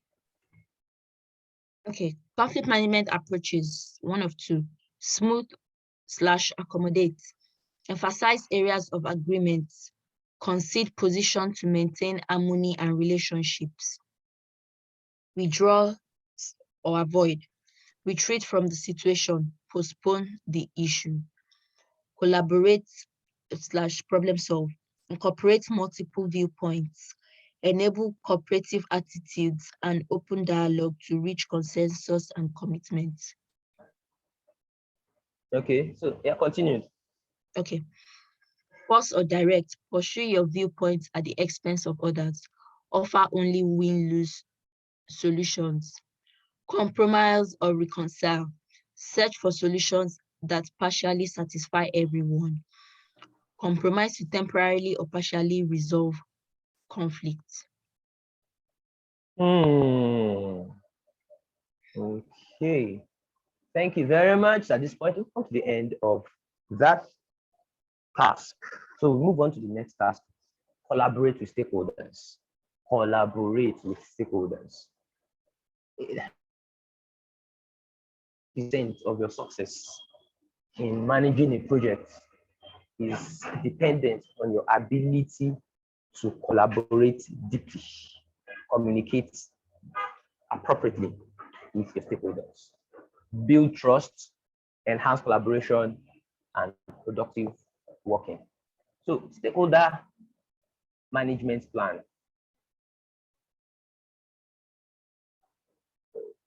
Okay. Stakeholder management plan. Engineer Yakin, are you here? Yes, sir. We have always been mentioning something management plan. And we said that there is a generic way of explaining that document. What's the generic explanation?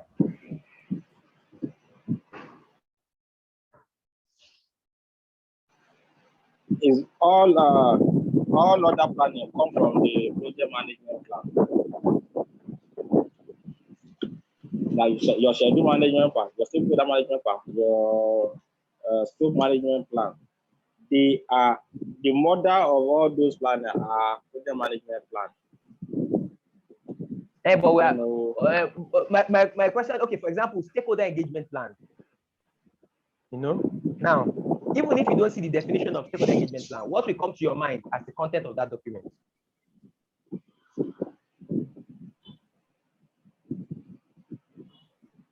I don't get the question.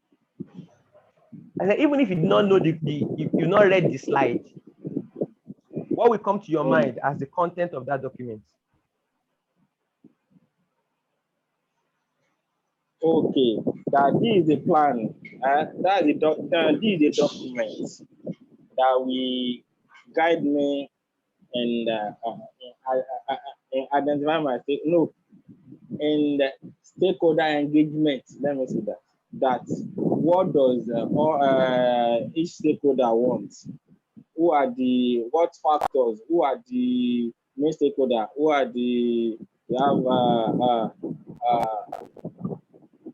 how can I put it? What I just know is that this stakeholder management plan will guide me on all necessary stakeholder engagement, or what they want, how to describe each stakeholder, what they want, the factor, how can they affect the project, so, and how to deal with each stakeholder. So, so we can say we take all other things about stakeholder, all other necessary things about stakeholder from a stakeholder engagement plan.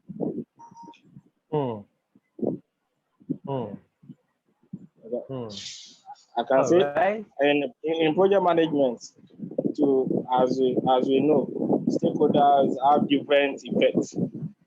So they may affect the project in a positive or negative way.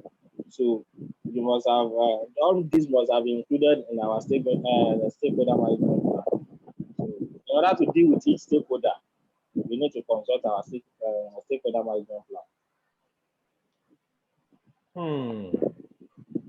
Okay. Okay. So, stakeholder engagement plan. Thank you very much. Just like all the other plans, anytime you hear something management plan or engagement plan, essentially what it is telling you is that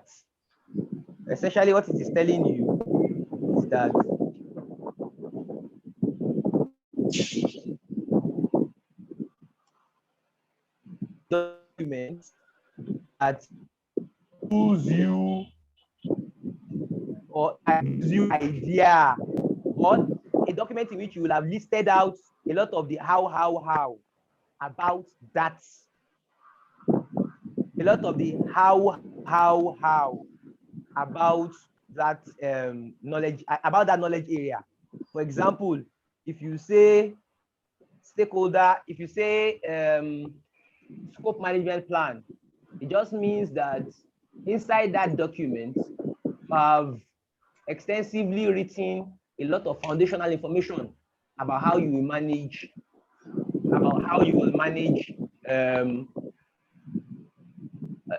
scope matters.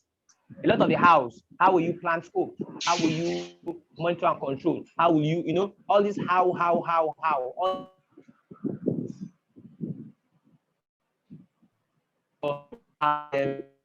stakeholder now. For example, how do you even identify your stakeholders? How do you classify them? How do you manage them? How do you relate with them? How do you engage them? A lot of all these how. How do you even confirm you are engaging with them the right way?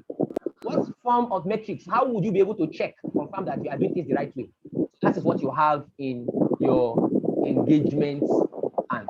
For example, if you look here now, if you read from this slide, you see it says identifies the strategies and actions required to promote the strategies and actions required to promote productive involvement of stakeholders in projects or decision in progress or in project decision making or program decision making and execution.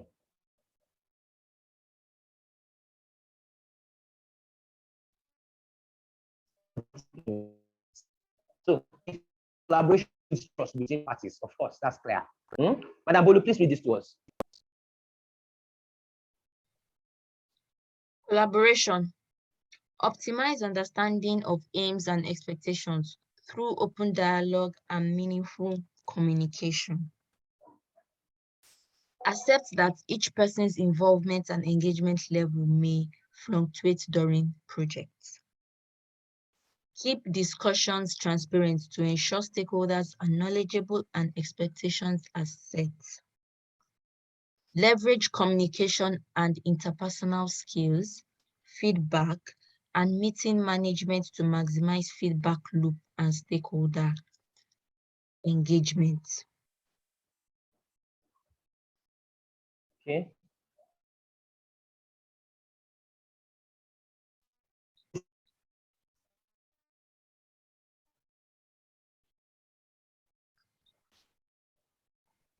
Oh yeah, now, Madam Bolu, proceed and read this. Oh, okay.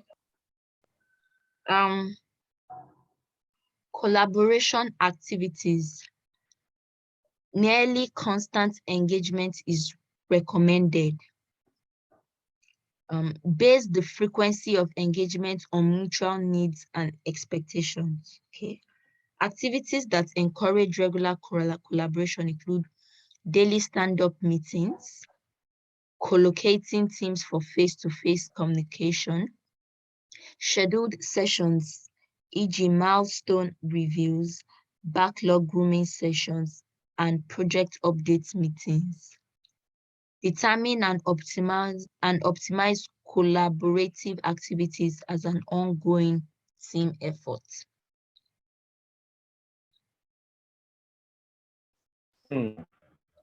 Thank you very much. Engineer, you have not read any guideline to us today. Yeah, read this, please. Okay. Develop a stakeholder engagement plan, part 1 of 2. Review project artifacts. Project management plan, life cycle selected for the project. How work will be executed, how resources requirement will be met. Okay. How changes will be monitored and controlled. And the need and techniques for communication among stakeholders. I'm coming, sir.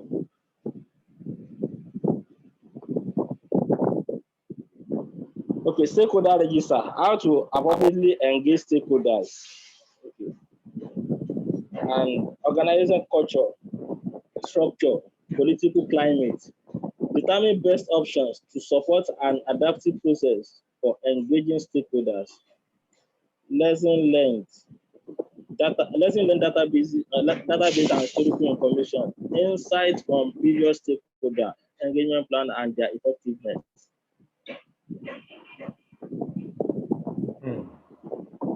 Okay. So that right. number one, that I want life cycle selected. How work will be executed. Does it concern stakeholder? You said what? How work will be executed. Is it part of the stakeholder? Does that one concern stakeholder? How work will be executed? You seem to be forgetting that even your team members are stakeholders. Yes, now your sponsor is stakeholder. I know that sponsors is stakeholders. Well, after I've collected requirements from my sponsors, my own task is to get the work done, to find people that will get the work done. It cannot be done alone. But don't now forget. Don't forget that, for example, you want to work. That work will be done in 10 different places, 10 different ways. Some are cheap, some are expensive. Are you telling me that the choice you will follow, your stakeholders will not have a say in determining which choice you will take? Okay. I understand. So stakeholder is a very broad terminology. Stakeholder is a very broad terminology. Too broadened. Yes. Yeah.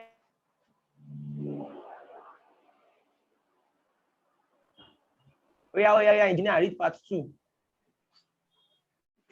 Okay. Part 2, guidelines. Develop a stakeholder engagement plan. Part 2 of 2. Use expert judgment to decide on the level of engagement required from each stakeholder at project stage. Hold meeting with experts and the project team to define the required engagement level of all stakeholders. Use analytical techniques to classify the level of engagement for stakeholders. Document the stakeholder engagement plan. Okay, thank you very much. One of the key things you do as part of managing a project, one of the key things is that you definitely would have to be involved in so many meetings.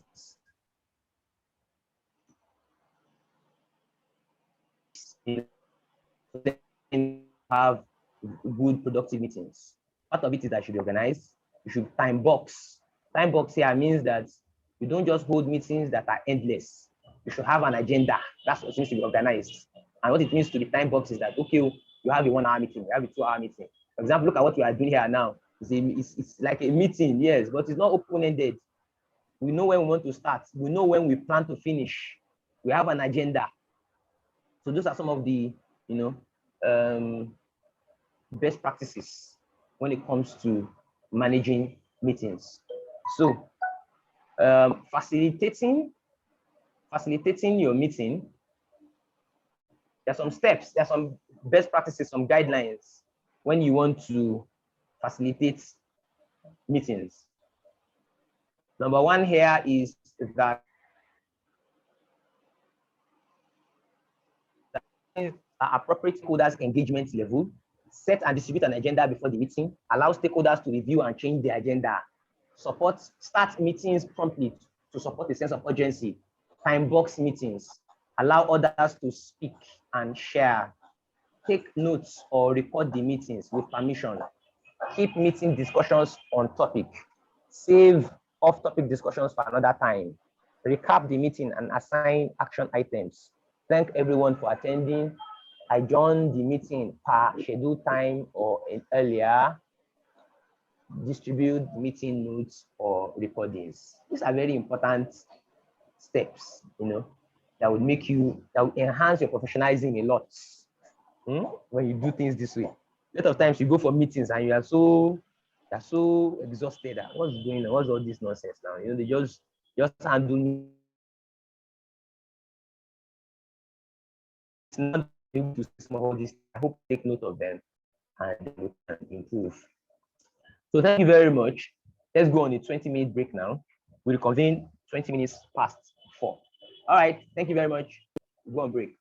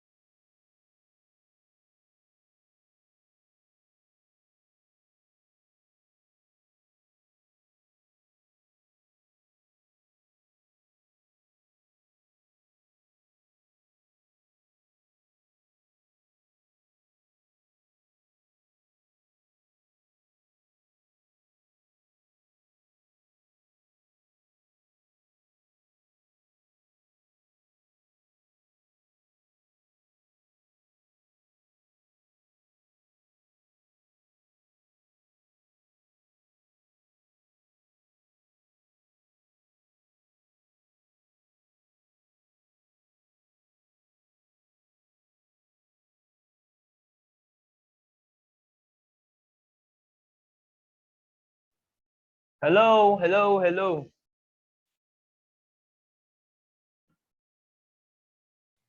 Hello, sir. Alpha. Fine, sir. Today we just the cruise. We no rush. We just the go small small. All right. We're almost done with the class actually. So, Madam Bolu, Yes, sir.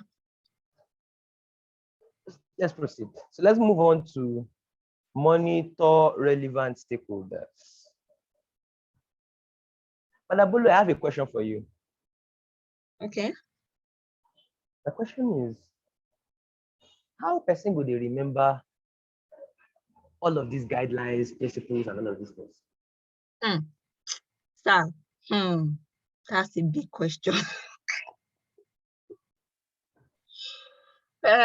Well, I think you just have to keep practicing, keep reading, keep practicing, and practice makes perfect, they say. So just keep reading, keep practicing, and one way or the other, it will just stick. I think that's just the best approach to it. Because there are so many guidelines, there are so many concepts to learn, so many, a lot of it, so many. So, and it's only practice and study, and of course having a strategy as well. For example, now see your the strategy you gave us about a definition of anything management plan. You know, that is an example of a strategy. So just have, you know, strategies like that will just help you remember some things and practice and reading. Okay. Yes. Okay. Okay. Well, one thing is clear now. Over time, over time, over time, over time, over time. You see, you know, when we started this class, I said is project management is largely like glorified common sense. Yes. Hmm? Yes, I remember. So a lot of times, very soon, you just get to imbibe these things. You know, what you regard as common sense is luxury to somebody else. Yes. You understand? But it's common sense to you because you've been exposed to it a number of times and it just comes natural going Quite forward. natural. Yes. So when you do it and do it and do it, some of these things will just start coming natural. To just start coming naturally to you. You understand? Yes. And that's just it. There's no shortcut to it. In fact, cramming then does not work. You understand? Cramming does not work. For example, look at what we just discussed. Facilitating a meeting. This thing you have here, if you stick to it, people will recognize you as being different amongst others.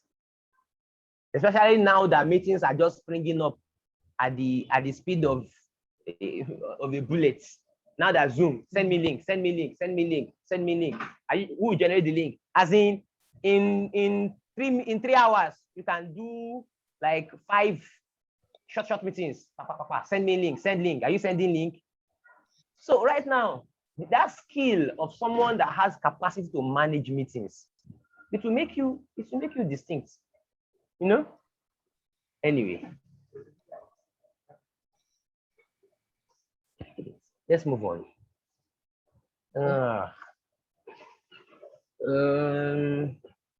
So, come here. Come here.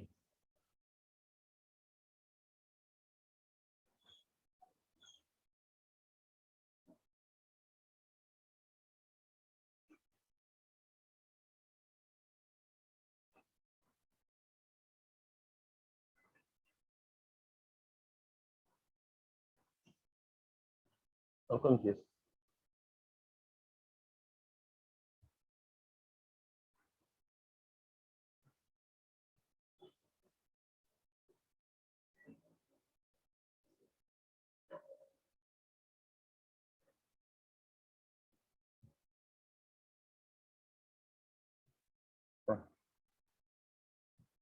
All right, so monitor relevant stakeholders. So interacting with relevant stakeholders. Examples of how to interact with relevant stakeholders. When refining your backlog, mentor the product owner on best practices. What does this mean? It simply means that product owner is just there to just define what he wants or what she wants. So you have to guide the person along the line of best practices and not just I want. Of course, what they want will be supreme, but you just want to have put in your voice there to say, okay, these are possible options. These are examples of what you might, be able to decide, pick from.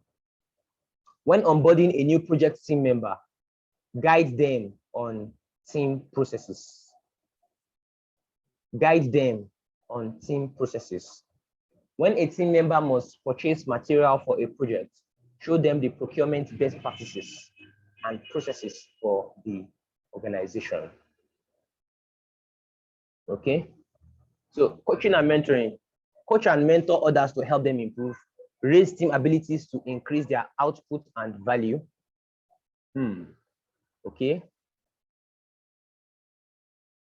Increase knowledge base and the skill sets of all project stakeholders to promote more successful and effectively managed projects. And then start mentoring relevant stakeholders in a project and expand your mentoring reach throughout the organization. So make time for mentoring and coaching. It's key. If you have a lot of experience, try to see how you could onboard some more people, mentor them to also have some strong competencies in what you have competencies in. Individual mentoring and coaching. Encourage others to take lead on activities. Facilitate meetings and sessions. Practice taking on new rules. Use informal opportunities. Create formal opportunities. Transfer skills. Model behaviors. Encourage teammates to assist one another. Okay, share explicit knowledge. I'm sure we remember explicit knowledge and tacit knowledge. Sure, share explicit knowledge with an individual while performing a task. Just like shadowing, when you allow someone to shadow you when you're carrying out an activity. Encourage self-organization and initiatives. Facilitate opportunities for others to practice project management tasks. Coach individuals on how to contribute to other project rules. Coach an individual with tacit knowledge. Lead formal training sessions. Pass on and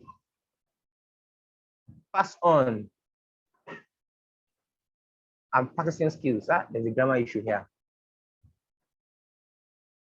Pass on knowledge and practical skills. Demonstrate desired skills and best practices every day. Self-organizing teams coach and mentor each other every day in their work. Okay. Mentor and coach as a group. What we discussed earlier is as individuals, but now as a group. Mentoring will still happen as a group. Mentoring and coaching also occurs in all team settings. Everyone learns when you demonstrate the best way to complete a project management task. Call out and explain actions and their causes or motivations. Allow others in the group to contribute and guide the practice. The entire team learns and grows as a unit. Okay. Training and sharing plans. Don't forget, what we are still discussing here is monitor relevant stakeholders. Part of your team members are part of your stakeholders. So it's still part of how do you ensure that all the stakeholders have sufficient knowledge, sufficient information to be able to get the best out of them. So set aside time. Set aside time for sharing and learning to increase the opportunities to capitalize on mentoring. I'm sure you must have heard that there's some organizations like, for example, Google, that allow you to use about 20% of your time for some other, I don't know whether to, like personal growth projects. 20% of office time would be used on personal growth projects. What this means is that it's not just enough for you to mentor. You also need to facilitate them by giving them time to be able to grow. You can't fill up people's schedule and you expect them to grow. You know, you also have to, what's the word? You also have to guide them and give them avenue, resources, and particularly time to be able to implement those things. Establish formal and informal plans for training and sharing. As much as you can be doing formal plans, sometimes informal plans could also be as impactful as formal plans. Leverage retrospectives and lessons learned sessions to call out successes and failures in project management and operations. Of course, we know retrospectives now. Those meetings you do at the end of the sprint to be able to find out what went well, what didn't go well, and all of that. So use these things to look at successes and failures. Schedule training sessions to formalize mentoring and coaching. These sessions can be facilitated by anyone. So facilitation skills. As a project manager, you have to facilitate. That's your core role. So you have to take the lead in facilitating project management activities. That's why you are there. That's why you're a project manager. So model good project facilitation skills so others can learn from you. For example, look at the issue of meetings that we discussed. That's just one of numerous activities. Not everything is meeting. There are a number of other activities that you have to facilitate as a project manager. So when you follow procedures well, people will learn from you. And then, of course, you are building your team. Encourage participation from stakeholders to build their knowledge and comprehension. It is when you encourage participation. It is when you encourage participation. It is when you encourage participation that you can actually get feedback. Yeah, so guide and offer advice to provide relevant feedback to help people grow in confidence. Increase the abilities of project stakeholders to increase success. When all contribute, all gain. When all contribute, all gain. Beautiful. This has been silent. Yeah, Madam Bull, may I read this to us, please? Okay. Transformation skills. Support co-workers to support the business. Supporting business transformations requires patience and compassionate mentoring. Enable an agile operating system. You'll be required to coach team members when introducing new methods such as agile. Keep knowledge current. In today's digital world, the skill sets being used today may be obsolete or limited tomorrow.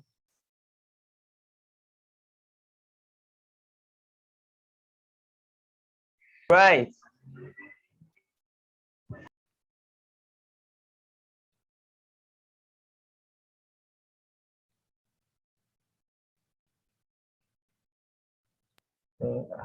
All right.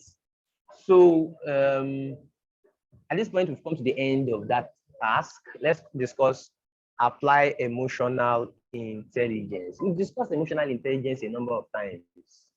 We've discussed emotional intelligence a number of times. What does it mean when we say emotional intelligence? Intelligence that is below the surface. Intelligence that is below the surface. Intelligence that is below the surface. Count on your soft skills to help. Personal skills, self-awareness, self-regulation, motivation. Interpersonal skills, social skills, empathy. These are very important points here. Self-awareness, self-regulation, social skills, empathy. Self-awareness, self-regulation, social skills, empathy. Self-awareness, self-regulation, motivation, social skills, empathy. Okay? Okay. So Madam Bolu, help us with this one again too. Okay. Self-awareness elements. Emotional awareness. Knowing feelings. Perceiving connections between feelings and behavior. Recognizing how emotions affect performance. Being conscious of values and goals. Accurate self-assessment. Perceiving strengths and weaknesses. Becoming aware of blind spots. Knowing emotional triggers. Self-confidence. Expressing potentially unpopular opinions. Taking risk. Displaying poise, self-assurance. Having knowledge of self-esteem proficiencies. Being decisive.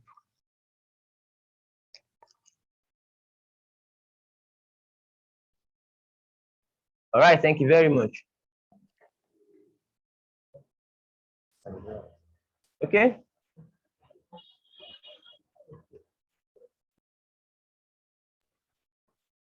Sitting now and push. Okay, so self-regulation elements. Self-regulation elements. Okay. So you have self-control, trustworthiness, conscientiousness, adaptability, and innovation. All of these things, these are key things here. See, we can't really do justice to all these things now. All of these items here, they are trainings on their own. That you go farabale, go and understand these things, and you would improve and enhance capacity consistently over a period of time. It's not a small job. Innovation, producing fresh ideas, considering innovative answers to problems, embracing new approaches. Embracing new approaches and possibilities, looking for novel ideas. Self-control, remaining cool under pressure. That one is not as easy as you think. Staying focused in a stressful environment, controlling rash, destructive emotions. Okay. Trustworthiness, acknowledging errors, challenging others' immoral conduct, establishing confidence via reputation for honesty, credibility, standing by principles, behaving in a morally correct way above suspicion. Conscientiousness, having well-ordered, meticulous approach to work, being accountable for fulfilling goals, satisfying obligations, delivering on promises. Adaptability, adapting to changing environments, interpreting events in a flexible way, handling numerous demands and changing priorities. Okay. So when we say interpersonal skills, interpersonal and team skills, it just means skills through which you can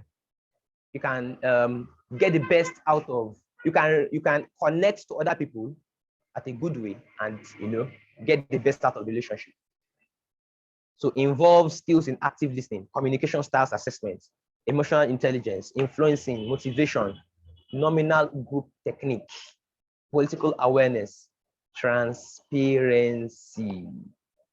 So this is a lot of story about motivation elements, Motivation. There are 4 key things here. you have commitment, you have achievement drive, you have initiative, and you have optimism. Okay. Engineer, are you there? Engineer Ekin? Yes, sir. Okay. What's your opinion about motivation? What does motivation have to do with project management?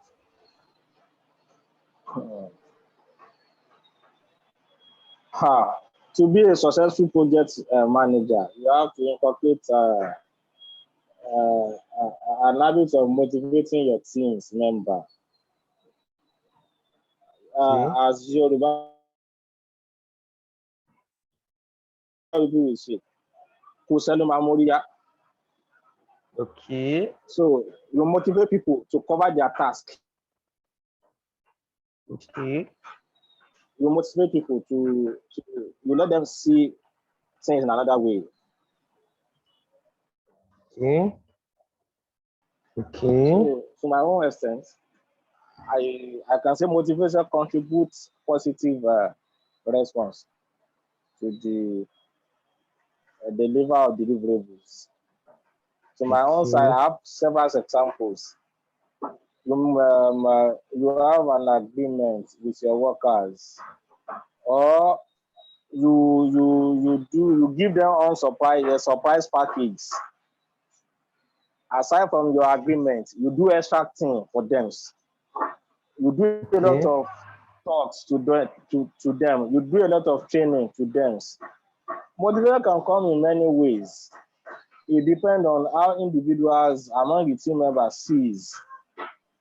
A training is also an act of motivation to your team member. Okay. Okay.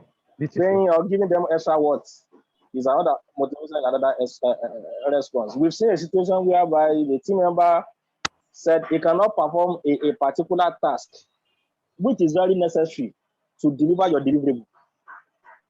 So having shown him a kind of motivation, the task was done accurately. So we have a situation whereby a Christian, they are not working on Saturday. The Oga just go and send the PM back.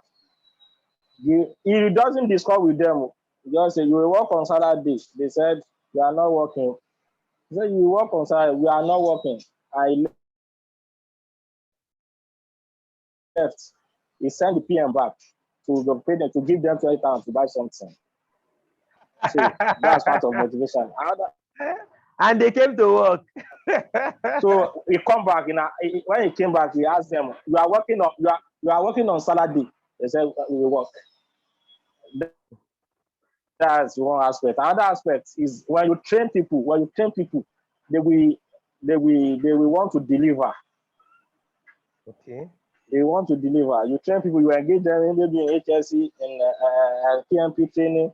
So having motivate them when they have another options or another means of leaving your teams, you will consider that motivation you've done. You engage them in. So motivation contributes a lot of positive response to our teams. So, beautiful. Thank you very much. Do you mind? We are reading. Kindly read from the slide, please. Commitment, a motivation element, commitment. Making decisions based on team's core principle. Realizing benefits in comprehensive quest. Sacrificing to fulfill company goals. Searching for opportunity to achieve team's mission. Achievement drive. Setting tough goals. Taking chances. Driving hard to get results. Discovering how to upgrade capabilities. Striving to minimize uncertainty. Initiative. Working above and beyond towards goal. Inspiring others through extraordinary feats. Cutting tools to finish job. That's part of it too. What I just said, the company rule is every team member should go for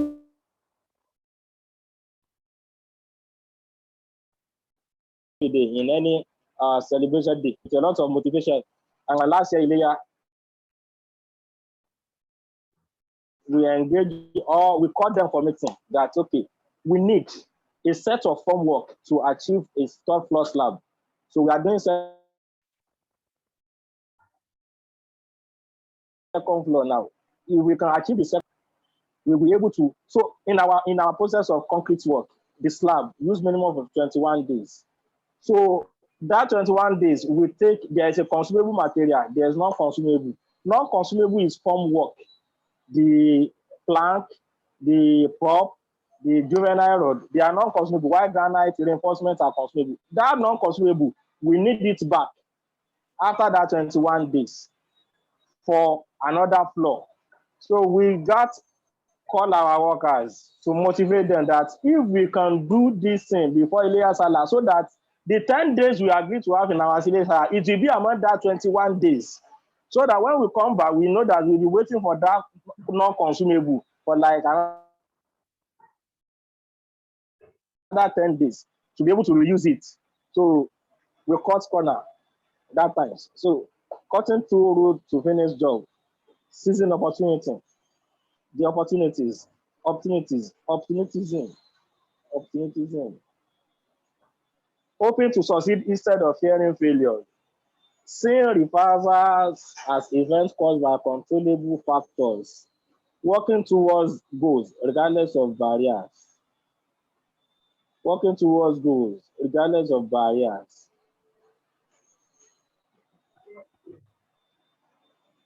Hello, sir. Yeah, I'm Hello. with you. Working Thank you towards very much. goals regardless of Yes, is that not optimism? I mean, what barriers. is, Regardless of understand? barriers, it's dangerous. yes, So, you don't it's get, dangerous at times. no, you know that certain times in managing a project, you need optimism because there will always be barriers, there will always be issues. Barrier just means something that is preventing you from being certain. You understand? So does it mean that each time you encounter barrier, you want to run away? But you have to be optimistic now.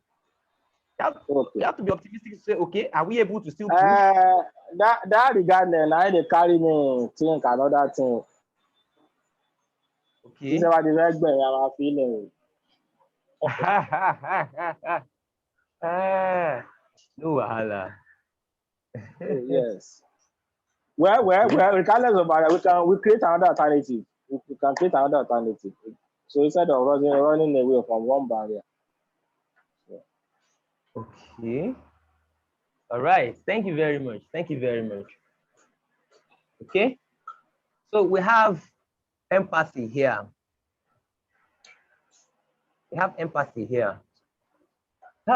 What's empathy? Empathy simply means how do you step into somebody else's shoes? How can you think from another person's what's the word? How can you think? How can you operate from another person's angle or perspective, kind of, you know? So that's the idea.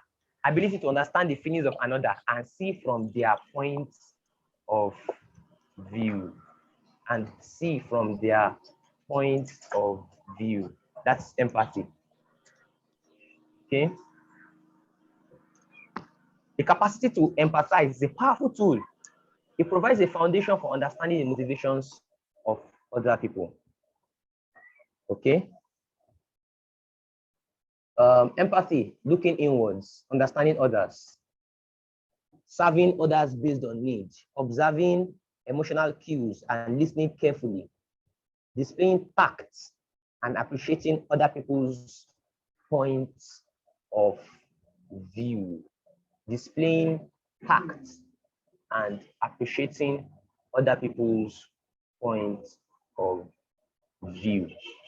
Okay.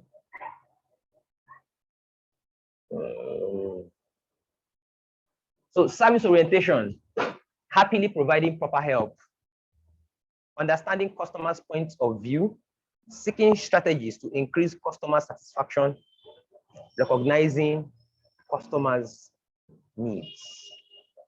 Okay. Empathy, looking outwards. So you can see from here that it's a combination of looking inwards and looking outwards.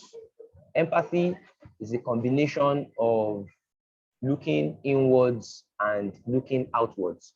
We just discussed this aspect of looking inwards. When you look inwards, you want to look inwards to see how you can understand others better.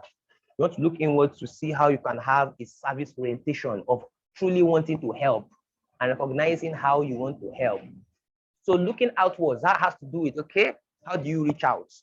Developing others, leveraging diversity, political awareness. Example, recognizing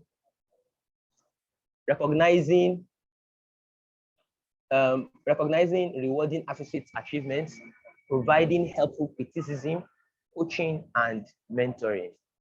So leveraging diversity, appreciating various ideologies, creating conditions where different types of groups can thrive, showing consideration for diverse groups, objecting to discrimination and bigotry. Okay. Political awareness, understanding political truths and realities of companies, grasping influences that set opinions of clients, consumers, and rivals. This is a powerful one. Grasping, understanding political truths. Hey, engineer Yekin, which one be political truth again?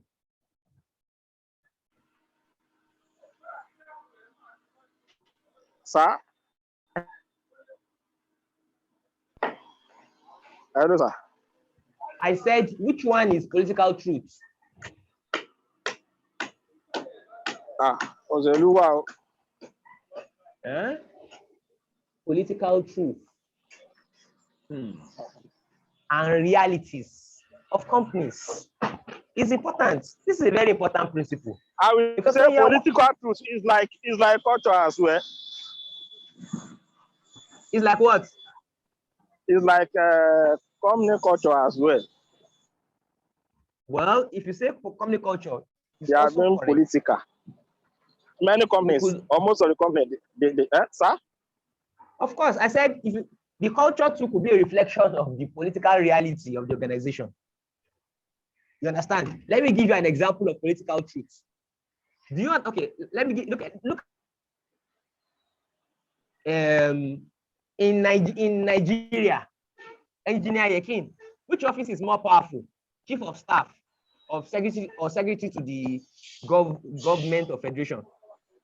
Is it Chief of Staff's office or SGF's office? Which is more powerful? Chief of Staff. Exactly. That's the reality. That's ordinarily, that is what it's supposed to be. You understand? It's just like saying, I don't know, have you ever experienced it before? That somebody that is less high up on the more powerful and influential than another person that is officially high up in the hierarchy. Have you experienced it before? Yes, so maybe like seeing like a data officer in an office more powerful than let me see, more powerful than maybe a director. as people said though, I don't know. Well, currently in Oyo State, currently in Oyo State, people are now taking our park manager as vice governor. Okay. So they are calling who? Okay, our park manager. Okay, yes. Park manager as vice governor. That one is Tico. So exactly. Whereas there is a deputy governor elect. Of course. But since he's not carrying any weight, he's not carrying any the weight. Park manager is not relevant in the scheme of things. You see, and that's one of those things that you need to understand. Political awareness in an organization. You have to do your stakeholder mapping very well to uncover political truths and realities of whichever organization or context in which you are managing a project. So, and then grasping influences, consumers and rivals, grasping the opinions that sets them apart, that guide their decision making, recognizing critical social systems, correctly interpreting power connections. These are powerful things. Social skill elements, communication, building bonds, collaboration, cooperation, change catalysts, conflict management, influence, leadership, team capabilities. Okay, Madam Bola. Okay, Bolu. Bolu has been silent for 30 minutes. What is wrong? It's not natural for you to be silent. I know. I've been listening. Okay. Yes, sir. I'm sure if I ask you to tell me about politics, you have your own long story. Oh yeah, read social skill elements. Yeah, read to us. Let's hear. Social skills elements. 1 of 4. Communication. Managing tough problems directly. Effectively exchanging information. Cultivating clear communication. Achieving a mutual awareness. Building bonds. Building connections with colleagues. Establishing large casual networks. Keeping others informed. Seeking mutually rewarding relationships. Next. Collaboration/cooperation. Fostering a collaborative environment. Cultivating options for cooperation. Balancing job duties and professional relationships. Working together, sharing strategies, knowledge, assets. Change catalyst. Challenging current situation to appeal for change. Advocating for change. Appreciating the importance of change. Exhibiting change anticipated of others. Next. Conflict management. Detecting clashes, moving disputes into the open. Managing difficult individuals. Urging open discussion of issues. Engineering resolution for both sides. Influence. Polishing presentations. Winning people over. Coordinating impressive events to sell an idea. Building solidarity and approval. Yeah, the last one. Leadership. Stimulating interest for collective vision and goal. Modeling effective leadership. Taking on leadership role regardless of official title. Directing others' performance. Team capabilities. Building team character. Attracting group members. Displaying team characteristics. Safeguarding team and its good name. All right, thank you very much. Thank you very much. Thank you. Thank you. Thank you very much. So let's talk about organizational theory. Organizational theory. Organizational theory. Essentially is how people behave. That's all. That's the end. That's the meaning of organizational theory. How do people behave? How do people behave? That's exactly what organizational theory is all about. Because it's important to understand how people behave. It is when you know, in fact, organizational theory is a whole, I don't know whether to call it a science or an art, but it's a very established and huge, a very established and huge one, organizational theory. Hello, can you still hear me? Yes, sir. Okay, beautiful. Because my network ran away. So, do we still remember Maslow? Maslow's theory. Yes. Maslow's hierarchy of needs. Yes. Hierarchy of needs. Yes. At the lowest level, you have the logical. Physiological. Yeah, explain it. Yeah, Madam Bulu, explain Maslow. Explain Maslow to us. Okay.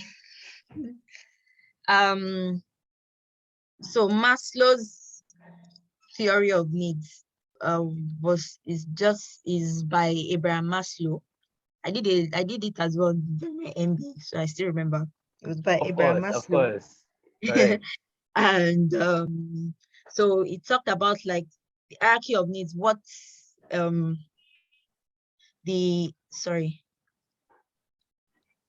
so it talked about the important needs of humans, and from what stage to what stage, and when they realize it's in stages or is in levels. So when they realize one, which one is next, and all that and all that. So the next one is the first one, rather, is the physiological needs, which are the basic needs that humans need, and that's like food, shelter, clothing. Those are the basic needs of humans. And then yes, so clothing. So once they are able to achieve that, is that what? Sorry, I said the first need is the physiological needs, which is just like the basic needs that humans need to survive, which is like, food, water, clothing, shelter. Once they have that, they are yearning for more, and that's where safety needs comes in. Once they're able to satisfy their physiological need, they're already thinking of, okay, how can they be safe?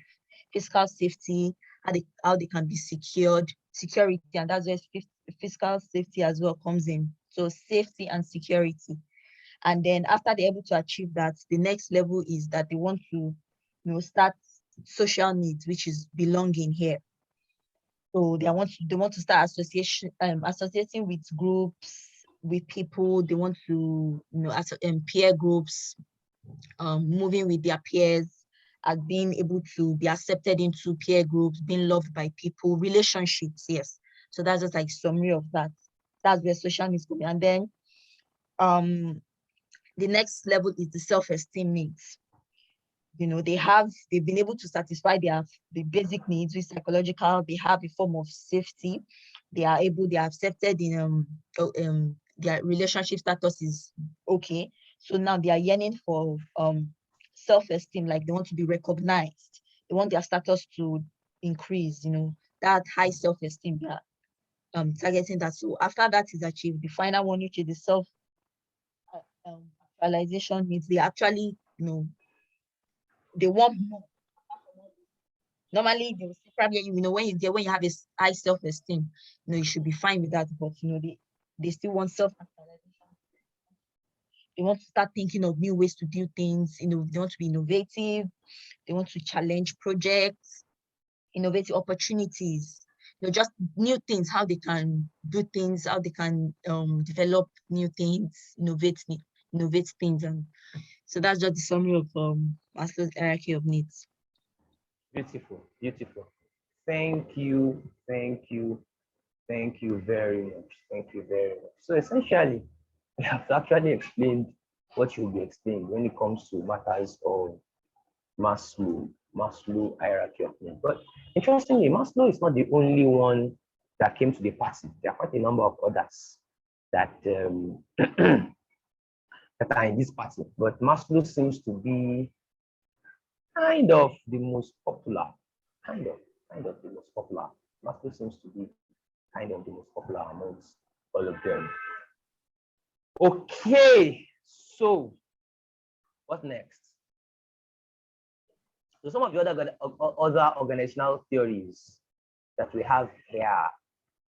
What some of the other organizational theories that we have here? You have theory X, theory Y. You have McClelland's achievement theory, Ellsberg's motivation theory. You can read some of all these things up. And the LMS as well. Yes, the LMS, correct. Very correct. Thank you very much. They're actually the LMS. Okay.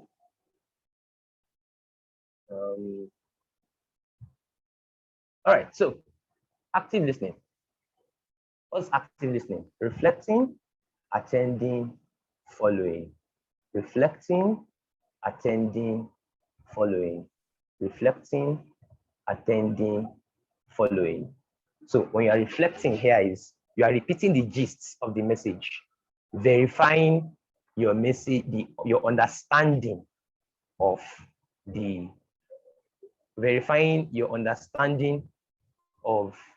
the message. So attending here means that you're trying to show some visual cues, you know, leaning slightly towards the speaker, focusing on the speaker at the high level, maintaining eye contact without staring. Madam Bolu, how can you maintain eye contact without staring? That is, is that not that in Yoruba?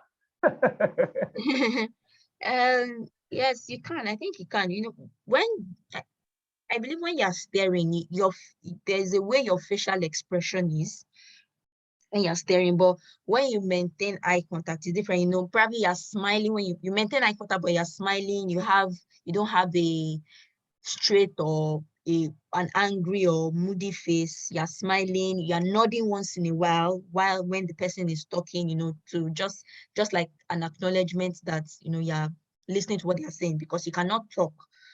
I mean, you are listening to them, so you keep quiet, but you nod and you make certain gestures once in a while, and while still maintain that eye contact. I think that's the way of maintaining eye contact without staring. But staring, you're just looking and you're just maybe in a particular position, not moving, not shaking your head, not doing anything. You're just looking at the person. You're not smiling at all. You have a straight face, and you could make the person uncomfortable doing that.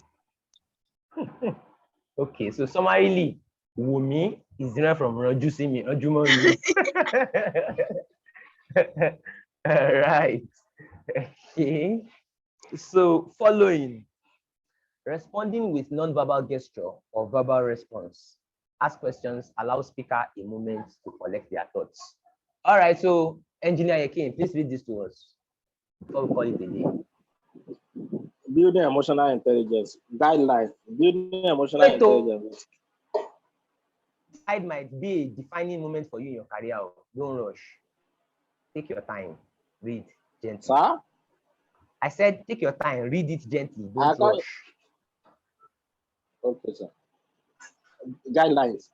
Building emotional intelligence with key stakeholders. Building emotional intelligence with key stakeholders. Recognize your own emotions and behaviors. After I'm doing right, it's true.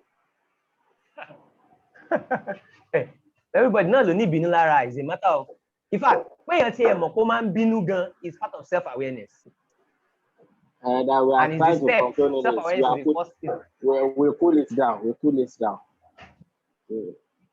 Yeah, continue. Assess how your emotions, attitudes, actions, behaviors control you. Observe how your emotions affect those around you.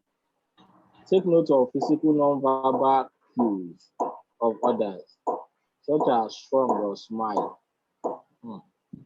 Interpret those cues against the context, situation, and your emotions. Remain mindful of your emotions of others. Mirror the behaviors of others when suitable to become better connected. Practice controlling or changing your emotions to better suit the situation.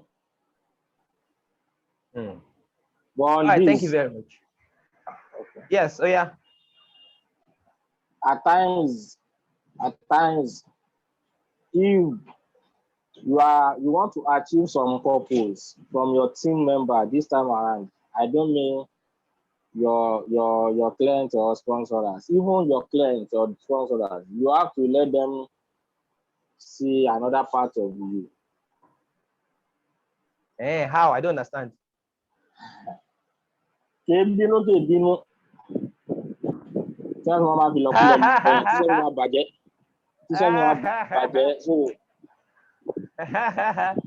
In our own work, oh, I don't know in our own work. Oh, in our No, own please, work. Oh. that's anger is not a cause. It just needs to be directed to the right thing in the right way. There are certain times in which anger is the right response. But what is important for us all? If you cannot keep in civil engineering, you cannot be a successful site man. That those your guys that employ you, they will be standing there and be looking at you. So if you don't now take actions, they will summon you later. They will just act as if they didn't see what is happening. But you cannot control workers. That's why the fact, and also you must also know how to play with them, deal with their emotions. But especially when you are dealing with skills, or let me say semi-skills workers. So they are very, very hard to deal with. You study their emotions, you deal with them, you are zero. So you should deal with them in a suitable manner, you are zero. They just take everything with play. But to you, it has a meaning. That's why we talk to them, as we do a lot of talk before starting works. These are our do's and don'ts. But since when we are working, they are not that permanent workers. Some leave, another people comes, you train them, they leave another better offer or works, not intentionally. Maybe your work is not fetching them what they require. They go for another work, and you must have talked to them, let them know your working conditions, but they leave. Bringing new workers, doing another training is huge. And you have to continue with your job. So in civil engineering, we deal with a lot of emotionals from those workers, their behaviors. It's fine. Maybe that's part of the reason. That's part of the reason why they said that you must be able to know.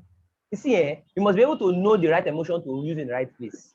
What is most important? What is most important is that, as much as possible, don't let your show of emotion to be out of your control. If you will be angry consciously, not just that you are just angry directionlessly, and you don't have control over your emotion. That's why they call emotional intelligence. It's not like you shouldn't be angry, but when you are angry, be angry for the right reasons and be in control of your anger. Not that you just get angry meaninglessly, or you are now, because you are now angry, you now lose control of yourself. You understand? Some people actually lose control of themselves when they get angry.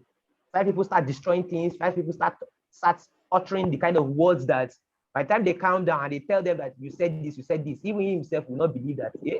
Is it true? Did I say so? You know? So that's it. So, all right, thank you very much. Let's end this class at this point. So we have one more class tomorrow. So then we move into TMGS. TMGS is what will separate the boys from the men. It's what will separate the real bolus from the fake bolus. We will know. Now we are not sure. We don't know whether it's a real bolu or it's fake bolu. We don't know. So what does it entail? I know it's mock exams and all that. Yes. That's what it means. It means you have to read for 2 hours minimum every day, and you do exams almost every 3 or 4 days. You do exams, you read, you revise, that's it. Okay, sir. Then please, I don't know if Mr. Yinka told you anything about source selection methods. Source selection methods. Okay, what about it? Okay, you mentioned this, but I wasn't paying attention. What is it? Okay, it's not. During the week we had questions on them. Although I've been trying to read past, and they are not in the LMS, and I didn't see them in the student manual as well. All those fixed budget methods, source, all those things. I don't really understand them. I was trying to do a personal reading, like reading online, but that is confusing. So I don't know. All those fixed budget methods. What do you mean by that? Source selection methods, source, fixed quality, cost-based selection. We had some Shemi is questions procurement about, now. yes, it's procurement. Yes, now, if you want to buy from, you can ask Engineer Yekin. If you want to buy from a particular, you want to buy, you understand? So the question is, now, let's say you want to procure something, and you have 10 different people who can render that service. Based on what do you do? Based on what criteria will you choose the one you want to go for? Okay. That's source selection criteria. Simple. There are different criteria you can use. Yes, You but can use the year of idea, experience, financial capability, something, quality, this, all of those things. yes, They are all factors those that you want to put in quality consideration. different things, they were not in the LMS. I mean, It's source part of the selection new was syllabus. explained, but the methods are not in the LMS or anything. So that was why I was. Whatever method you have seen now, just know that those are some of the methods. See, we are just calling the normal things we have been doing. We are calling them fanciful names. Okay, for example, now you are in Ibadan. You want to buy clothes. Do you go to Aleshiloye or you go to Gbagi? Madam, source selection criteria. Where do you go? Aleshiloye. Oh, and I want to buy clothes. I'll go to Aleshiloye. Why? So answering that why is your own source selection criteria for that procurement. Okay. So on a personal level, you might be able to decide on your own. But when you are dealing in a corporate setting, you can't just use emotion as source selection criteria because you can be queried. Because don't forget that you are being paid as a manager because they trust your judgments. You understand that? So yes, because you know you want to rely on your judgments, you will not let your judgment be emotion. You must be able to justify your selection criteria. If somebody is trying to fault you for bringing in a particular vendor, you can say, no, this person was selected based on criteria 1, criteria 2, criteria 3, not just I think, I wish. Can you get my point? So that's the reason why some of these things we do, even individually, when it comes to project management, we are trying to come up with standards for them. Because in some organizations, there needs to be standards for how you take your decision. You can't just take a decision based on, I think, or my brother's sister sells there, so I want to go and buy from it. No, at some level, you don't take such decisions. You need to have a structure. You can, in fact, your source selection criteria will form part of your procurement management plan. So say on this project, the following are the guidelines we will follow when it comes to selecting source. Yeah. You understand? Yes. So that's it. So anytime you come across anything, just know that it is glorified common sense. It's just normal common sense that they are just trying to structure for us. A time is coming. If you continue to learn and learn and learn, all these things will just come natural to you. Okay, sir. Okay, sir. Thank you. All right. All right. So good night. See you tomorrow. God willing. Amen. Bye.